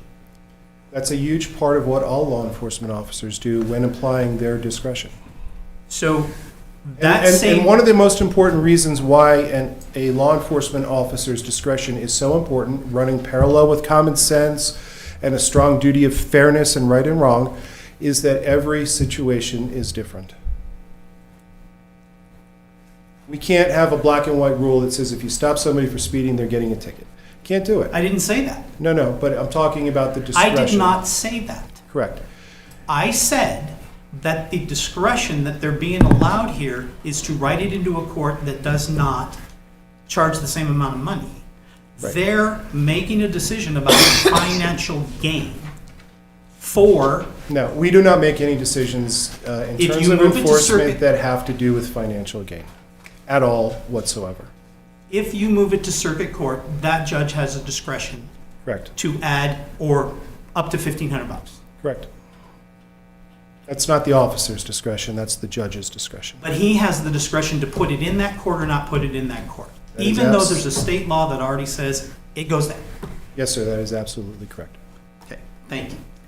I'd also like to clarify that the traffic statutes do have a portion of the Wyoming State to allow municipalities to adopt them for their own use in their ordinances. So that is actually already built into the traffic ordinance, the traffic statutes. Municipalities also have the option to piecemeal which to adopt in whole or to modify as needed for their own uses. It's also important to point out that in the city of Rawlins, in regard to enforcement, while the state statute applies to police, sheriff, or highway patrol, it is our local patrol officers of our police department who are primarily on our streets, who are seeing these things. And this also goes hand in hand with the additional safety issues with, making sure people aren't passing buses, that they're not speeding in school zones, all those sorts of things.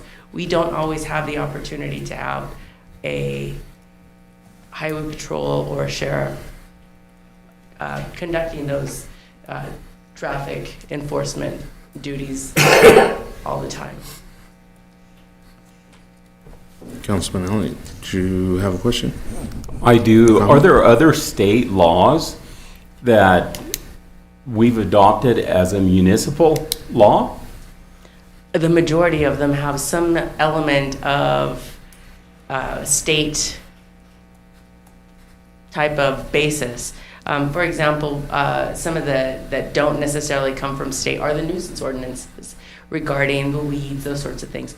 Those are strictly allowed. Municipalities have the discretion in how they craft those to suit their unique circumstances. Traffic ordinances are pretty much universal and included within ordinances of every municipality across the state that has a local municipal court and local police department. So the city of Laramie also has the same type of insurance ordinance. They have the same type of speeding ordinances. They have all of those sorts of things. Go to Casper, same thing. Even Saratoga has some of the same things. By passing this, it would keep it in-house rather than, lack of other words, outsourcing it to circuit court.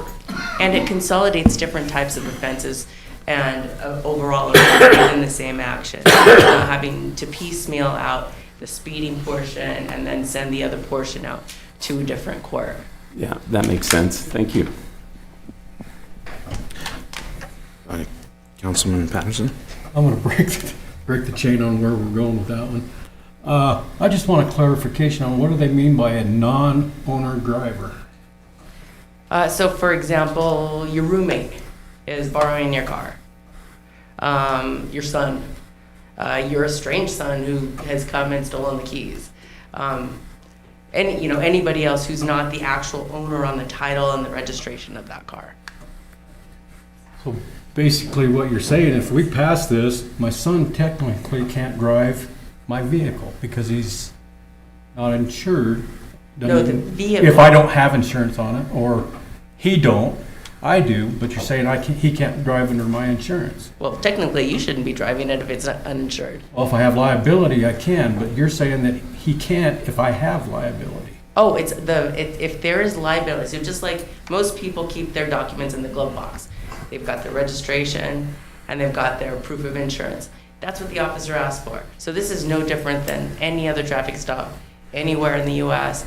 What you see on TV during movies, license, registration, proof of insurance. Common questions. Clearly states here that you're closing a loophole for that. Because our current ordinance only applies to citations that can be issued to owners. So if somebody is speeding, for example, license, registration, proof of insurance, and they don't have insurance, it doesn't matter who owns, if the person who stopped is not actually also the owner of the vehicle, whether they have, so if they don't have insurance, they borrowed the car with permission, without, it doesn't matter. That's not the intent of the law. It's the intent of the law is to provide public safety and recourse for injured parties. Well, the last time I checked, you insure a vehicle, not a person. That's my point. That's exactly what I'm saying. So the state law, the way it's written right now, is if an officer stops somebody for a traffic offense, they're not the owner of the vehicle, they're allowed to be driving it, but they're not the owner. Maybe it's their relative or a friend or whatever, doesn't matter. They're not the owner of the vehicle, but they are driving it legally. They commit a traffic offense, they're stopped, and there's no insurance on the vehicle. The state law says that a citation can be issued to the driver, in that I believe, correct me when I'm wrong here, Counselor, they have 7 days to come back and show proof that it is actually insured. Currently, the way the city ordinance reads is that if we charge the city ordinance, it can only be a charge against the registered owner for allowing the vehicle to be driven uninsured. So then the officer has to go down and track down the owner and issue them the citation. The change that is being proposed is that it mirrors the state law so that if somebody is operating the vehicle, they're not the owner, and the vehicle is not insured, they can be charged. The way that the counselor has, the city attorney has it written for city ordinance is it goes, correct me here if you don't mind, it goes beyond 7 days, and it says if they show up before court, which is always more than 7 days, then the ticket will be dismissed if they can prove that the car was in fact insured.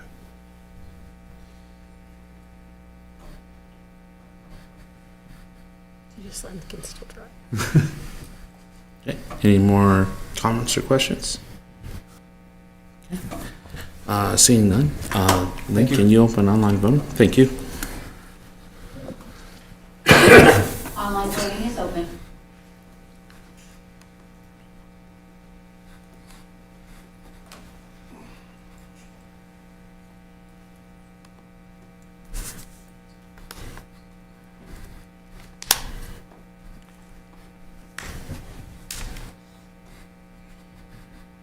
Online voting has closed. The motion does fail. It is a tie, 3 yeas and 3 nays.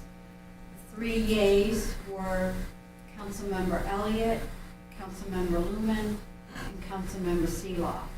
The nays were Vice Mayor Garner, Councilmember Patterson, and Councilmember Sanger. Thank you. Just real quick, would you guys like a 10-minute break? Do we have anybody here waiting to talk? Because I don't want to. No, just one. So 10-minute break sound good? Yeah. Go ahead and take a 10-minute.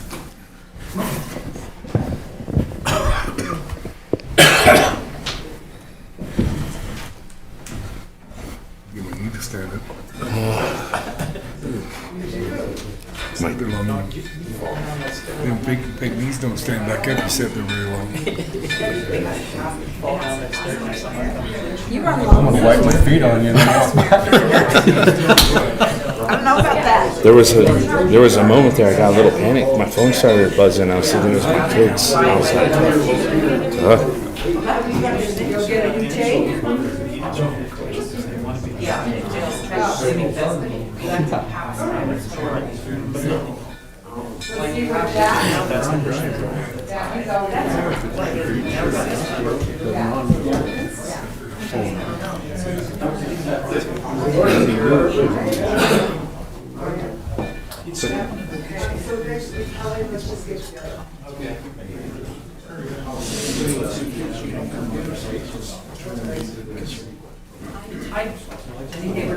I don't know for sure.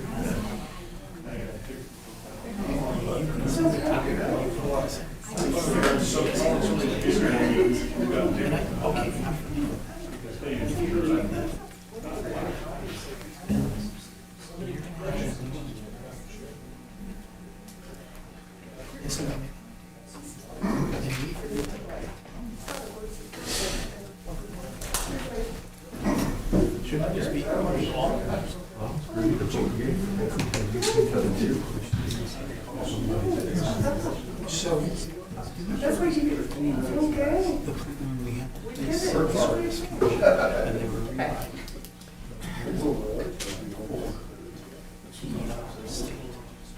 Real quick, I wanted to talk, because I know we talked about how early training trainers. Are you, in the morning, can you come by the office and just go over a couple things? Andy and I? Yeah, I'll do that before I put it in order. I want to talk about that, and then I want to talk about just make sure we're good Friday with Mandy. I think she's Okay, yeah, Okay. do that. Okay. See you guys. See you. See you in 2 weeks. No, you could come down Friday night Friday night, I to the don't, park and hang out. well, I guess I could do that. We were talking about that. That harp player's gonna be amazing. Yeah, that's the one we want to go see, Yeah, is that harp see? player. I'll see you Friday night. There you go. There we go.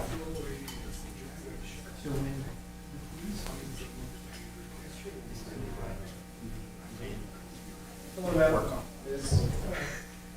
You're still using your laptop. Can you get it back? Take it back? You don't want Council or the singer's gonna use it tomorrow. Yes.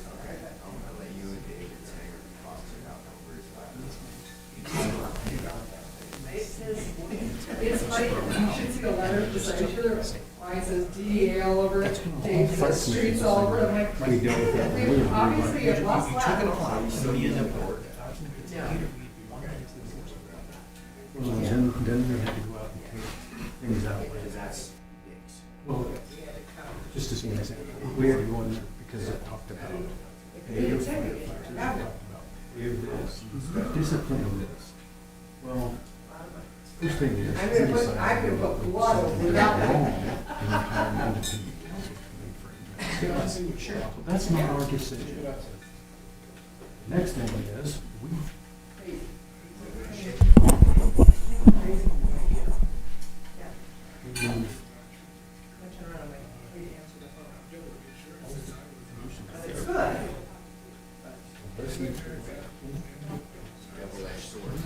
It's good.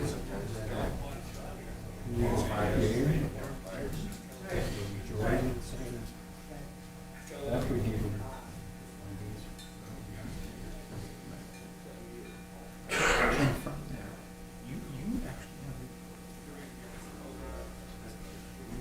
That's the main.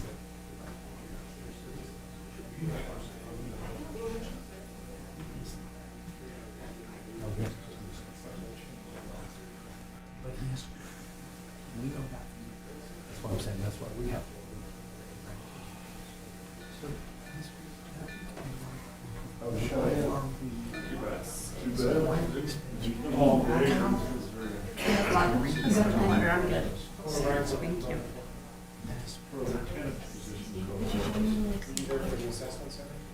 That's my bottom now. No, I'm good, thank you.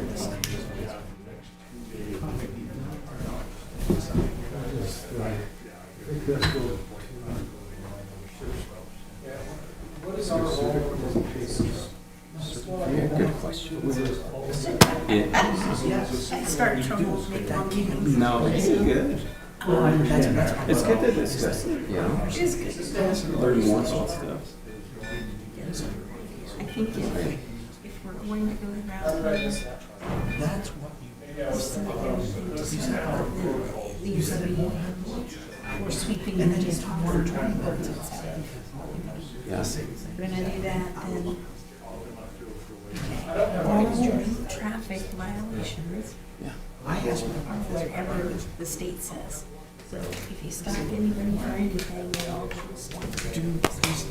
There's municipal law that allows them to write to municipal codes. I only So have there's already traffic laws in place. So then with this one, if they get the charged, life savers I have. then they're gonna have to go to the municipal ordinance that already passed. And then they'll get So for consistency, it should be that way, so it falls in with everything else. Or just change it to something else, where she doesn't have to go to court for any of this. Still just sitting on our police officers. Yeah. Just put it in front of his door, he'll leave it in there. The If you drop judges it off. don't get, Yeah. and we would not be paid anything. And like you said, I didn't get paid anyway. No. Who's the revenue going against municipal?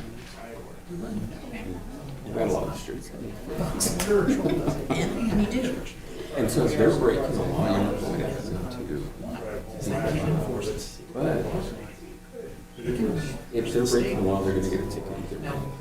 So it's whether it's gonna go to the state or to the County or, yeah. And I'd rather it's sent to our state. And like you said, there's only more discretion. Keeping the city on. Guess what? It's more localized. First, you know the person. Sure. Because they want You know somebody knows somebody who knows the person. But it's not, no, it's a question because the whole county knows or not. Well, it's right, they're coming in town. And then other people. I think it's something to have an issue. And it's, you You can't get your car permit.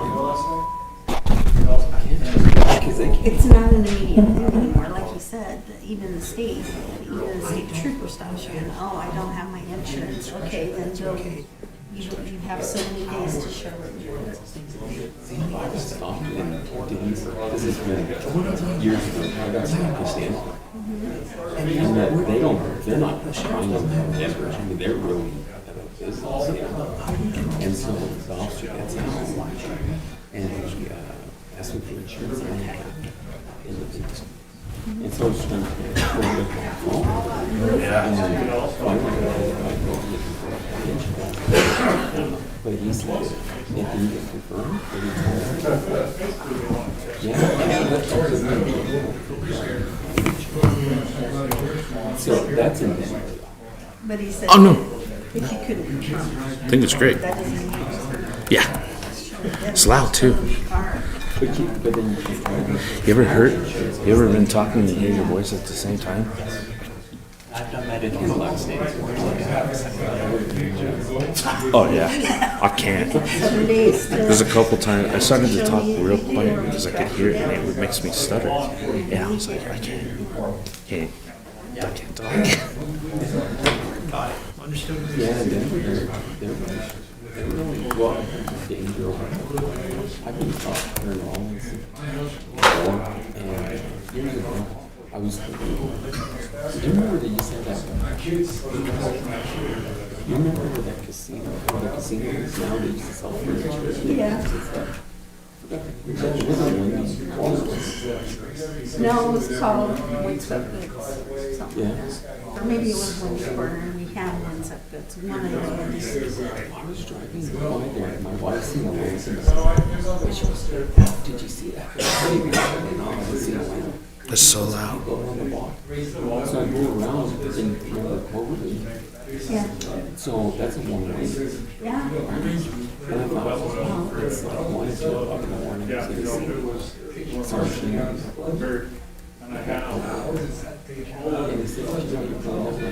Lynn, did I mess up by not calling out the time we took the break?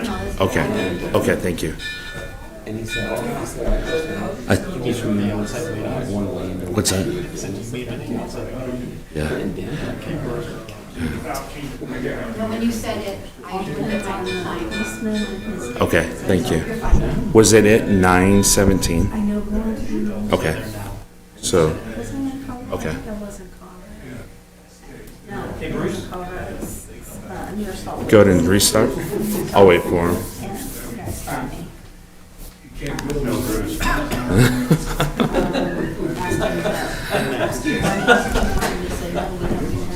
there, wanted to do that.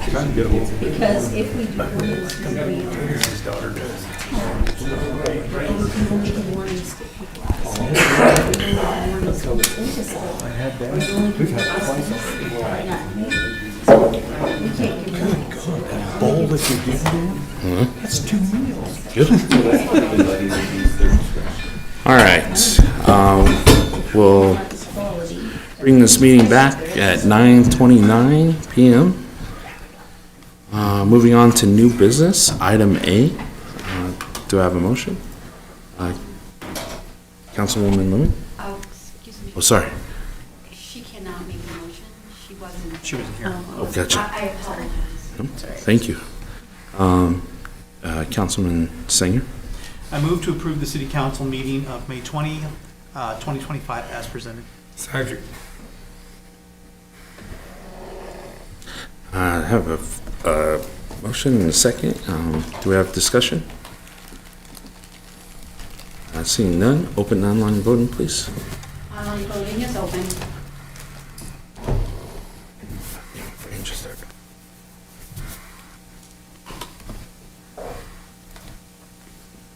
Online voting has closed. The motion passes with 4 yeas and 2 abstain. The 2 abstain was Vice Mayor Garner and Councilmember Luna. Okay, moving on to item B, appointment to Carbon County Specific Purpose Tax Joint Powers Board Representative and Alternate. Councilman Singer? I move to approve the appointment of the City of Rawlins Representative Assistant Finance Director Beverly Hannum and Alternative Representative City Manager Tom Sarvey to the Carbon County Specific Purpose Joint Powers Board for a 3-year term beginning July 1st, 2025 through June 30th, 2028. Second. Okay, we have a first and a second. Do we have any discussion? Seeing none, can you open online voting? Online voting is open.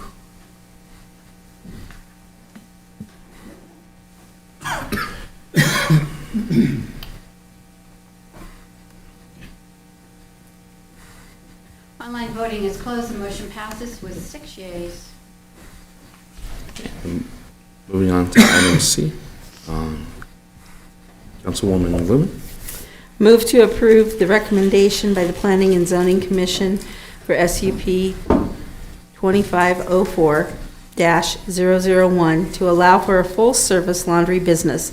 This business will be located at 102 West Cedar, formerly Mustang Sally's, specifically known as lots 1, 2, 3, Block 20 of Rawlins, OT Block 1411-17, City of Rawlins, Carbon County, Wyoming, pursuant to the Rawlins Municipal Code 19.08.304.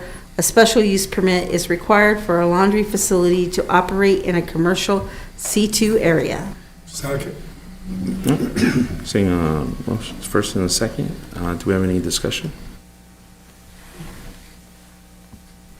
Okay, so why is it not a commercial business? It's going into a C2, which is commercial, right? In our Honorable Vice Mayor Garner and Councilman Sanger, in our ordinance under Schedule of Uses, under that category in the C2 area, it's required to have a special use permit. So anything that goes into a C2 is going to have that Well- under that schedule? Whatever the schedule, say we put in a tanning salon, per se. So what we need to do is we check our schedule of uses, and if it falls in that schedule, then it says it has a P or an S or an X. So the P is permitted, S is special, X is not permitted. So yes, I think our ordinance on Title 19 for schedule of uses, I think that's something we can look at to adjust that for businesses, let's say a laundromat. So we don't have to go through this process. I guess that's my question. So in this, how do we define commercial? I guess that's, the schedule is based on how we're defining commercial. In our zoning map, our city's divided into all the different zones that we do have. So that area does fall into the C2, which is a commercial. And in that area, again, if it's a laundromat, it requires a special use permit. Just current? Yes. Okay.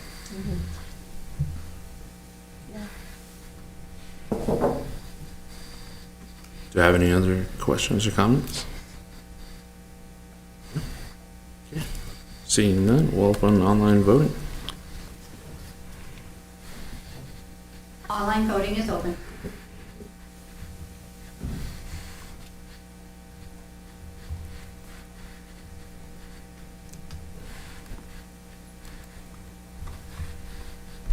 Online voting has closed. The motion passes with 6 yeas. Okay. Moving on to item D, Councilman Singer. Casey, thank you. I mean, Kelly, thank you for doing that kind of work. That's a great thing. Thank you. Okay. All right, now moving on to item D. All right, do I have a motion? Okay, Councilwoman Lemon. I move to approve first reading and waive reading of the ordinance repealing and recodifying of Chapter 8.16 nuisances of the Rawlins Municipal Code. Second. I'll second. Okay, first and second. Do we have any discussion? Okay, seeing none, we'll open online vote. Vice Mayor go ahead. Garner, Honorable Council, we have revived this, the proposed nuisance changes following the process and the discussion after the last presentation. The current presentation does encompass all of those changes that were proposed, and as from the guidance from Council, we are resubmitting it so that there is complete visibility and transparency and opportunity for feedback from council members, the public, and any other interested parties. Thank you. Okay. Any other comments or questions? Okay, seeing none, can we go ahead and open online voting, Lynn? Online voting is open. Thank you.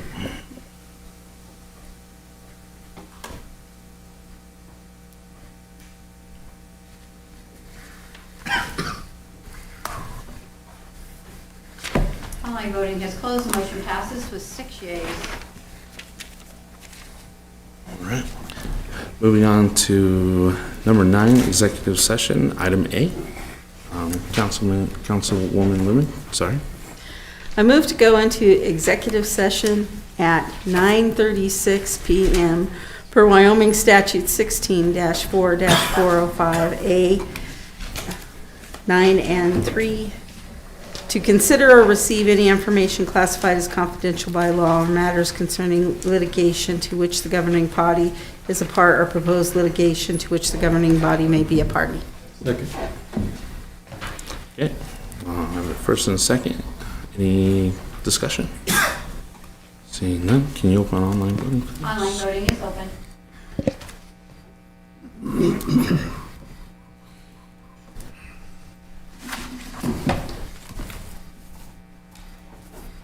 Online voting has closed. The motion passes with 6 yeas. All right.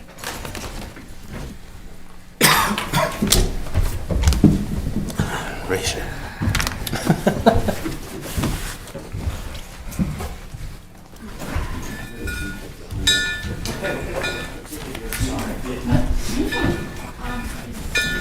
out of the way for you. Now it's Paul. So you don't fall down. I just kept wondering. No. I mean, if you, I will, no. I'm good. I'm good. I don't know, Paul. How about you? Oh my God. I got it.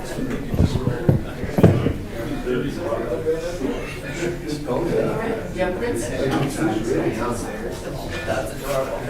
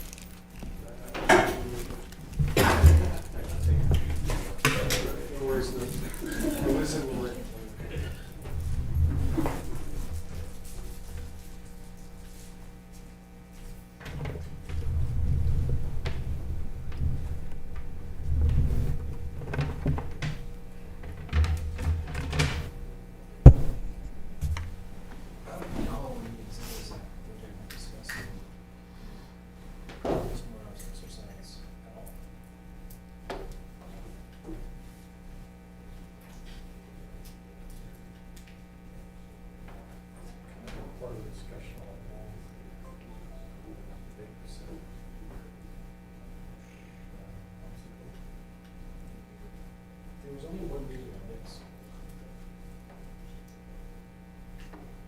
And the last meeting, I'm pretty sure you were there, it was mostly about the protocol.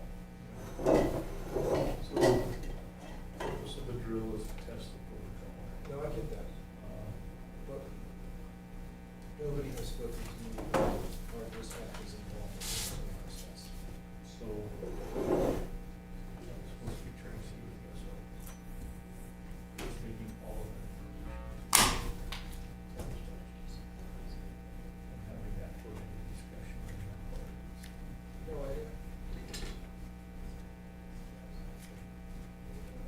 it's not a big deal, I just have to make sure that they're all ready for it. But the day of is probably not the best. I would agree.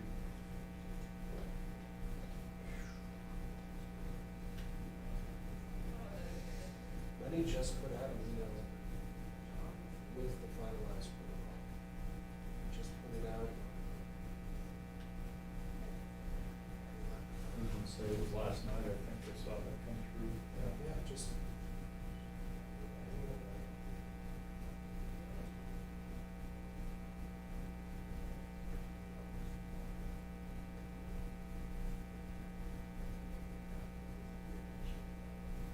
Yeah, yesterday. And it won't be, it still will be a draft. See if it's included. Were there separate meetings about tomorrow? We have met a couple of times on the drill part. I have not been there, correct? No. Because it doesn't, as far as The police aren't. As far as your part, the almost be part of it, there's really not. But dispatch. The dispatch, there is. And Tracy's been in all those meetings that she was supposed to be coordinating all of that. So, Because depending, there could be a lot of radio traffic that's gonna go on for a while. Is the entire exercise over our air? I am. So, it'll be, yeah, part of it is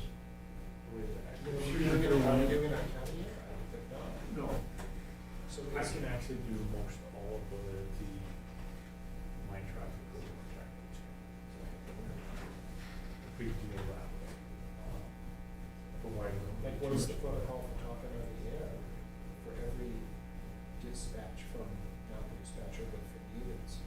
What is the protocol to ensure each time somebody says something, it's known that it's related to this exercise? We've had some discussion about that. It's, I've expressed my concern about it.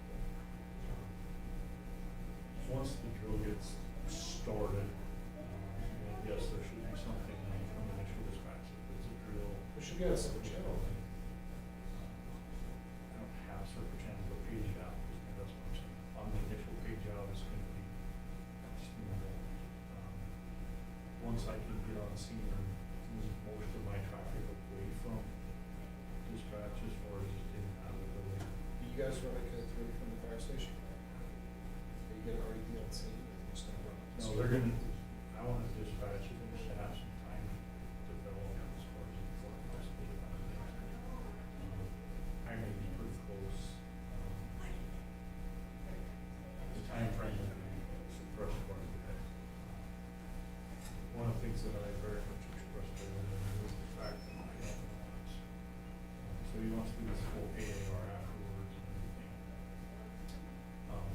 Public Works is doing the hot drill in conjunction with this. Three things all at once. What is, I don't know what a pod is, but it's a point of distribution, but Yeah. what are they distributing?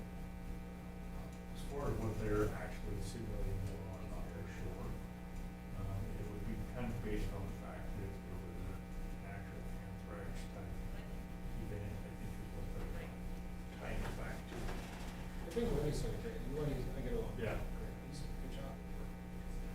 But the agency that dropped the ball in the first place has had no involvement with this. Well, until Sean was at our last meeting. Yes, well, that's kind of representative at all, other than Tracy. Was I at the one where Sean was? I can't remember. It was just the last one, just that.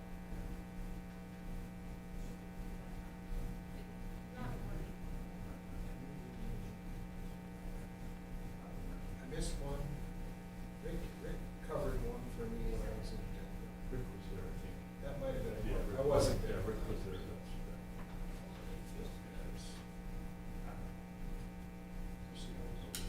So I have actually written down the line when my dispatch is supposed to be.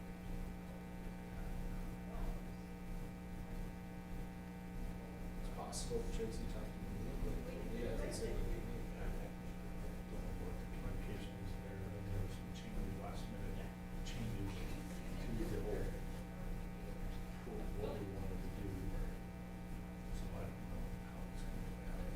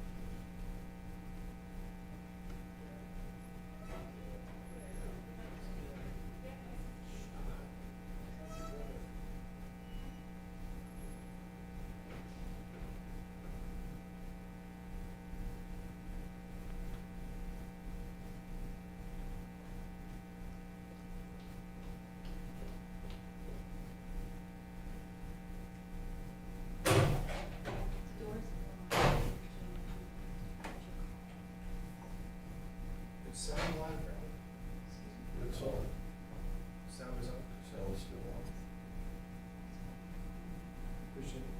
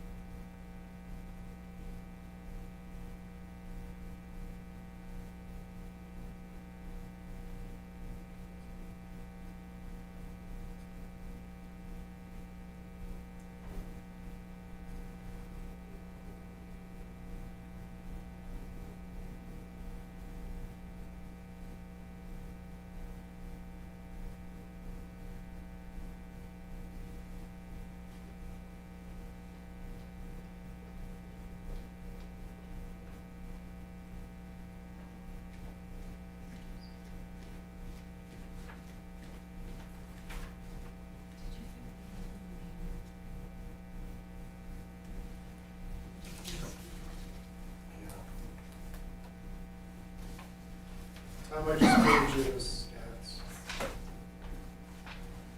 What's that? I just sent you the stats. Okay. I'll stick them in the third version. Yeah.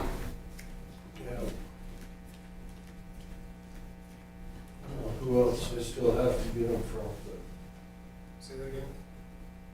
I don't know who I'm waiting on still.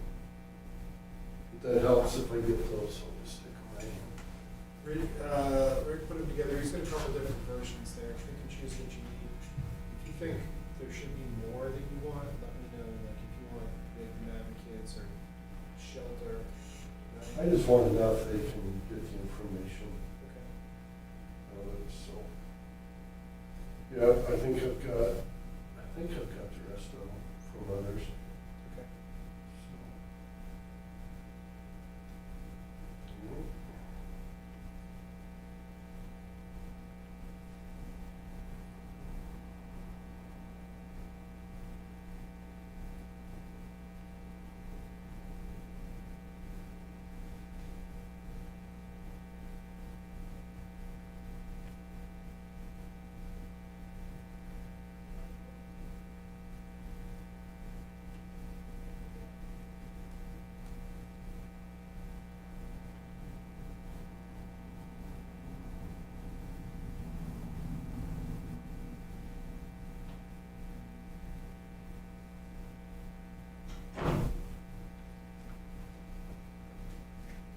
Did that work?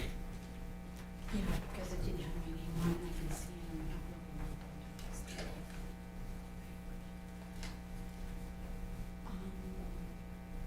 as long as you bring by 10, I can touch base with you, because Yeah. we're gonna do the resolution and the BoardDocs thing in writing. I'll check with the vice mayor to see what he thinks.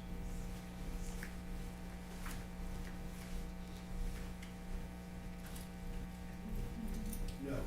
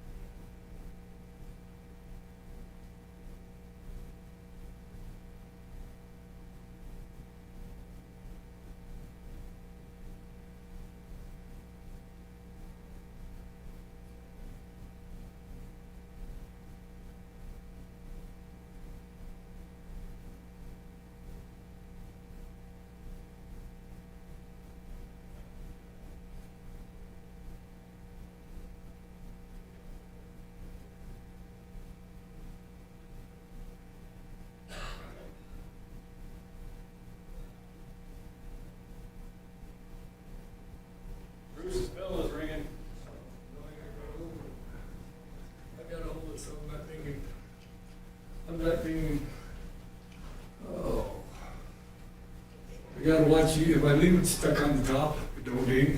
If you hang it down, it rattles. But if I leave it stuck on top, you can bump it and shut it off. And pretty soon I'll get kind of lightheaded and wondering, what the hell's going on?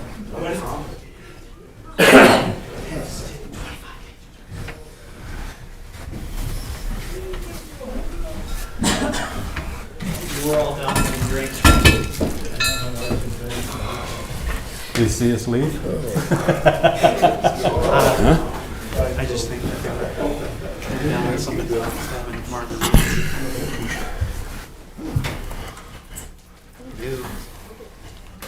What are we doing here? Just turn them off.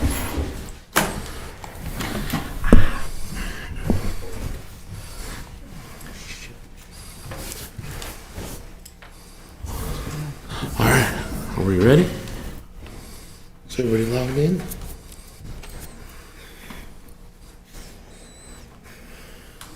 All right, Councilwoman Lewin? I move to come out of executive session per Wyoming Statute 16-4-405A 9 and 3 at 10:33 p.m. Is that a second? 1:32 o'clock. Second. I have a first and second to come out of executive session at 10:37 or 10:33 p.m. Do I have any discussion on this? No? Can you open online voting? Online voting is open. Thank you.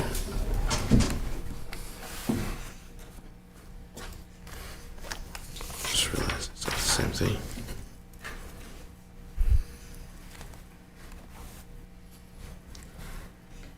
Councilmember Elliott. I apologize. Online voting has closed. The motion passes with 6 yeas. Okay. Moving on to item C. Do I have a motion? Oh, sorry. I would like to amend this one. We're gonna, to approve the executive session minutes, I want to postpone them until next meeting because you can't sign them. Oh, that's correct. Right. So if we just postpone Yep. till May 9th, so that Jackie can sign them. You need a It's second? not May. I'm sorry, June 9th. You need a second? Yeah. I'll second it. Got a second? All right.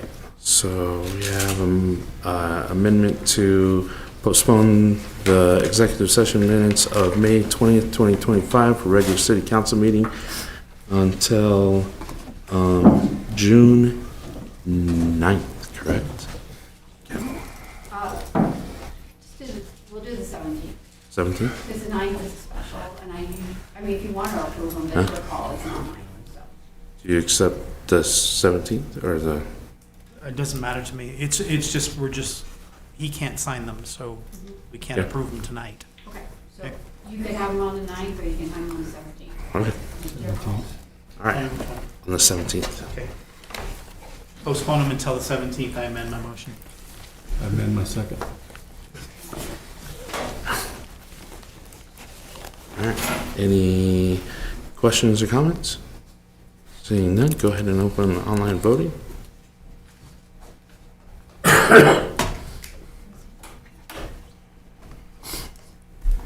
Online voting is open.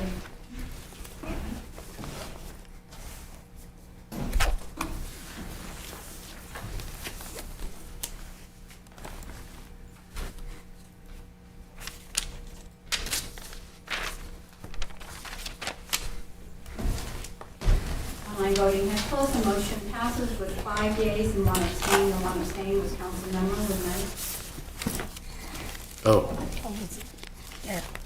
Sorry. Can I change mine to abstain as well? Because I wasn't there. Sorry.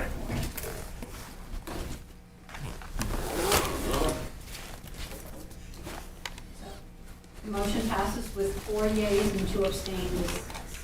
2 abstain was Vice Mayor Garner and Councilwoman Woodman. Thank you. Were there any objections for matters discussed in executive session? Yeah. Seeing that there were no objections to executive session, guess we'll adjourn the meeting. Give us the times. The what? Times, June 9th, 2024. Oh, yes, sorry, the next meeting part, sorry. Okay, so the next meeting announcements, we have a special meeting on June 9, 2025 at 6 p.m. A regular city council meeting, June 17th, 2025 at 7:30. And then on June 24th, we have the special joint city council meeting with the town of Sinclair at 5 p.m. at the Rawlins City Council. So, that's everything. Thank you, guys.